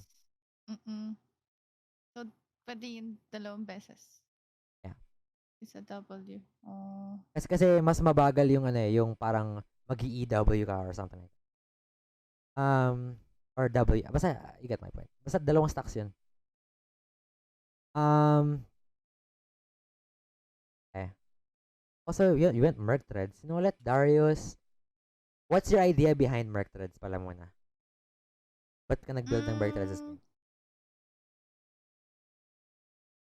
Sa snare ni Lux. Lux and? Scion, slow. Sa slow. Slow ni Scion, ni Darius, ni Lux, snare. So, I wouldn't I feel like that's you being too safe again. Yep. I think that's you being too safe. You know me nga. Now, Yep. okay, at least you're not one of those like Samira noobs that buy Berserker Greaves. If you're playing Samira and you buy Berserker Greaves, you might as well get reported. Like it's that bad. It's so useless on Samira. Like I would rather have Moby boots than Berserker Greaves. It's that bad. So it's not that bad, pero kasi here I would prefer steel caps. The reason being, kapag kasi nung nag-tab ka kanina this game, isa lang papatay sa'yo dito eh. Yung Darius. Isa lang eh. Yung Nidalee, one shot mo lang yan eh. Doesn't matter. Right? Yung Lux Bind, kaya ka nag-Merc Threads. W. O kaya E, sidestep. Dodge, you're better than this guy. You think Homeless Emperor? What a bad name, by the way. Come on. Homeless Emperor? Come on, bro. You should do better. Pero, I mean, just think about this. You're Ishpinach, and this guy is Homeless Emperor. This guy is a nobody. Like, kaya mong i-sidestep yan. Kaya mong mag-E to like a minion, to dash. Kaya mong mag-W to react sa binding niya. Why be afraid? Diba? Get some confidence for yourself. Pero kasi, ito kasi yun eh, you can't be overconfident about Darius Burst. Wala kang magagawa. Kapag tinakbuhan ka ng Darius, okay, tapos 5 stacks na yung passive sa'yo at wala kang kakampi, you can't stop that from happening. I'm telling you right now, that is the scariest thing amongst every ADC's like nightmares. Yung tinatakbuhan ka ng Darius tapos walang tumutulong sa'yo and then like, you know, that's the only thing that can kill you. Obviously, sobrang fed mo so hindi kanya kayang patayin at this point. Pero, if there's anyone who can kill you, it's Darius. So, I would think, okay, I would go steel caps para wala na makakapatay sa akin. No one can kill me through yung armor ko because I have steel caps and I have shield bow. I have so much life steal. It's free. Oh my god. So, ayun. So, that's how I would itemize. I mean, I don't know. This game feels super free. Oh god. Okay. So, okay. Okay. I I used to be a fan of GA, actually. In fact, one of my friends, si Haksal, on one of our coaching sessions back in 2019, I think. Di ko super matandaan. When I was like coaching him in top lane, I I specifically mentioned Guardian Angel and stopwatch abuse. Back then kasi pwede mong I don't know, mas oppressive yung pag-abuse nito because you could have stopwatch and Guardian Angel at the same time. So parang you have 20 lives. Pero ngayon Guardian Angel lang siya. You can't buy stopwatch with it. You can't really do that anymore. So ang nangyayari is while gets ko yung idea na mas pwede kang maging aggro sa GA kasi you know, pwede ka lang mamatay parang alam mo yun, pwede kang mag-resurrect after ma-focus down. It's not worth it as a one item slot kasi it's not a good defensive item. Pangit yung stats niya for defensive item. Ang pinaka binabayaran mo dyan yung resurrect that only happens like once every like major objective like Dragon or Baron. Tapos, yun nga, yung stats, di maganda yung binibigay. Yung AD na binibigay sa'yo ng GA is also not as good as other premium AD items like Bloodthirster, yun nga, LDR, or stuff like that. So, parang mediocre item siya. And for Samira, yun nga, we don't like, and for ADCs in general, na nagma-maximize ng damage output, ayaw natin ng mediocrity. It's either kailangan natin mag-survive kasi na one-shot tayo, so kailangan mo ng malaking defensive item, or you just want to kill everyone, so kailangan mo ng malaking damage item. And GA is neither of those. Gets ba? So, ito kasi yan eh. Ito na yung updated mindset ko sa GA. Ano ba mangyayari kapag nag-revive ka sa GA? Like, it's either panalo na kayo sa fight anyway kasi bago ka mamatay, you've made an impact. So, parang wala lang. It's as if okay lang din na you know, mamatay ka without the GA. And then you guys will win the fight still. Or kapag talo naman kayo sa fight, and you think na yung GA yung papanalo sa inyo, kapag nabuhay sa Mira after GA, ganun din naman eh. Focus ka rin ng rest of the team niya eh. So, it's the same. Essentially, wala nagbago. You're just adding this one item na kasi yung argument niyan is, what if yung GA mo would convert into something? Wala, pagkabuhay mo, meron kang, I don't know, right away pagkabuhay mo, may R stacks ka na agad. Tapos, pwede ka mag-R and patay lahat. Kung pwede yung ganun, like, if merong passive yung GA that says, if Samira dies while in GA, gain S rank. Like, kung merong ganun, oh my gosh, I would buy GA every game.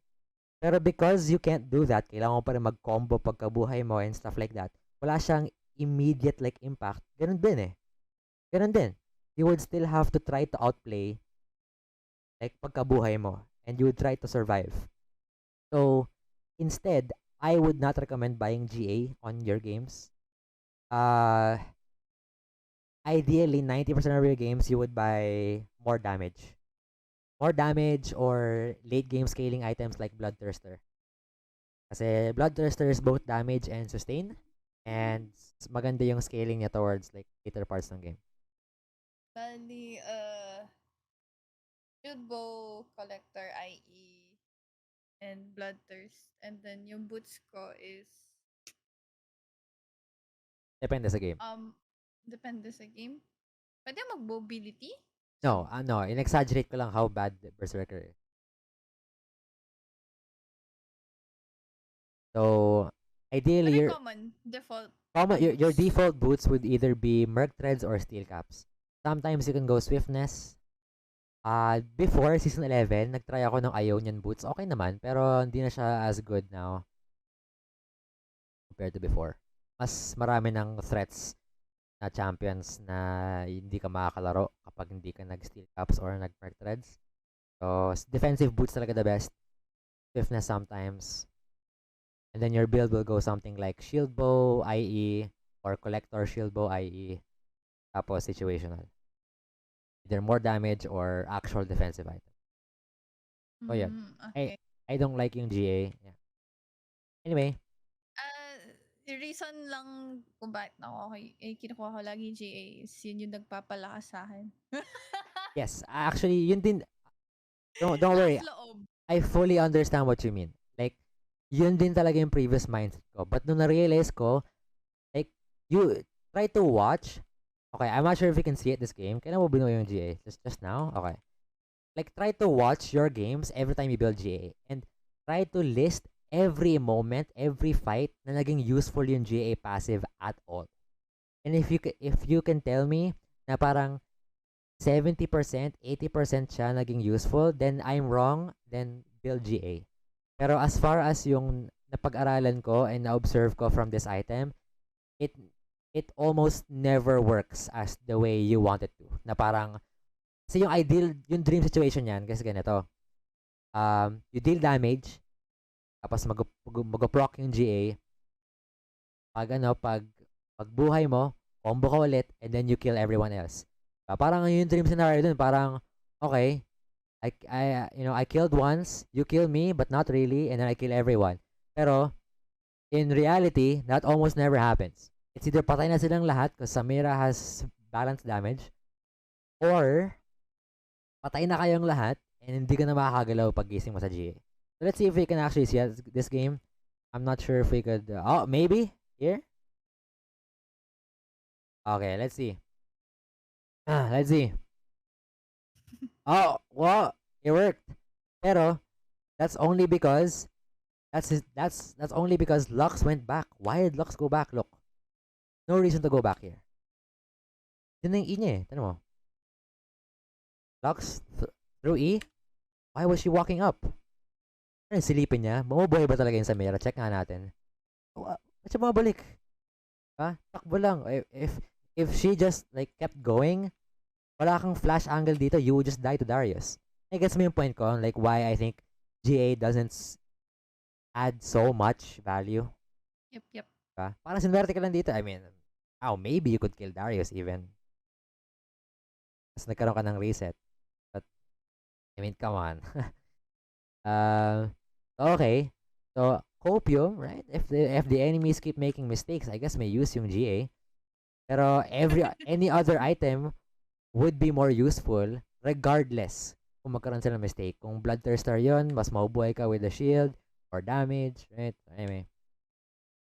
Um, let's see. I mean, I'm not gonna try and comment about your other stuff, pero let's see this objective fight. Let's see how you fight in objective. Uh-oh. Uh-oh. Yes, uh-oh. Uh-oh. This is where your confidence shouldn't be there. Wala because ng GA. because yes, not only that, you are a summoner-less Samira. You have no other units to dash from. Everyone else is here, nasa pit. You can't dash out. You are also not having steel caps kasi nga, well, we lose at itemization. Unlucky. So, masakit tong Darius. That's a fact. And wala ka ng GA. I don't know. Something about this Darius is pretty scary for me. So, I wouldn't even dare try to go near. Especially nung lumagpas yung support ko, betraying me and leaving me alone here. It's not necessarily to blame your support. Pero this doesn't mean na dahil lumabante yung support mo at andito yung Katarina, pwede kang umadvance. Respect everyone. Kasi if you keep respecting them and wait for cooldowns, magkakaroon ka ng opening at some point. Kasi people will make mistakes. And so at some point, kapag nainip tong Darius here, and di ka lumapit, and hinok niya yung Katarina kasi, oh well, guys, di ko sila ma-hook pareho. Samakto pa sa hook ni Nidalee. At sa spear ni Dali, then, buhay ka dito. For sure. I mean, so I think you play that fight too fast. What else happens in this game? Surrender? What? Who has to surrender? Of course, it's the top laners, am I right? Pero anyway, Jace. please, baka naman. Nung ginawa akong Ay, joke. Yeah. Farming, you got BT, nice. That's Samira's best late game item. The only issue is here, you don't have IE. Samira without IE feels so bad. It feels so bad. It just sucks. Like, iba yung damage ni Samira with IE compared to without. So, it sucks. I would either replace Collector or GA with it. Probably GA because I really don't think GA is gonna be useful this game. Pero yeah. IE and BT usually are almost insta-build siya every game. It doesn't mean na we build mo siya agad, pero eventually you will have to build every game. So yung iba na lang pag-isipan. Let's see kung magagamit mo ulit yung GA. I doubt it. Mga tapos na yung game. Oh, wait. Wait a minute. Hold up. Oh, okay. Okay, so okay. So GA is useless up until Zeri dashes in. Okay. Guys, this is how GA is useful. Okay, you have to first bait Zeri, you have to mind control the enemy ADC to dash into an already dead Samira. So Ish has mind control powers, so GA is a bit more useful. So now, all of a sudden, okay, Samira gets in and almost kills Zeri. Imagine if that kill happened. But even then, again, nothing happened. Natalo pa rin kayo sa fight. The GA still didn't prove anything.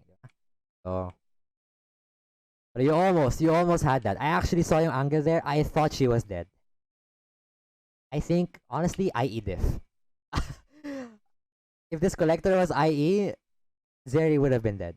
I'm sure. It's IE diff. And sudden impact.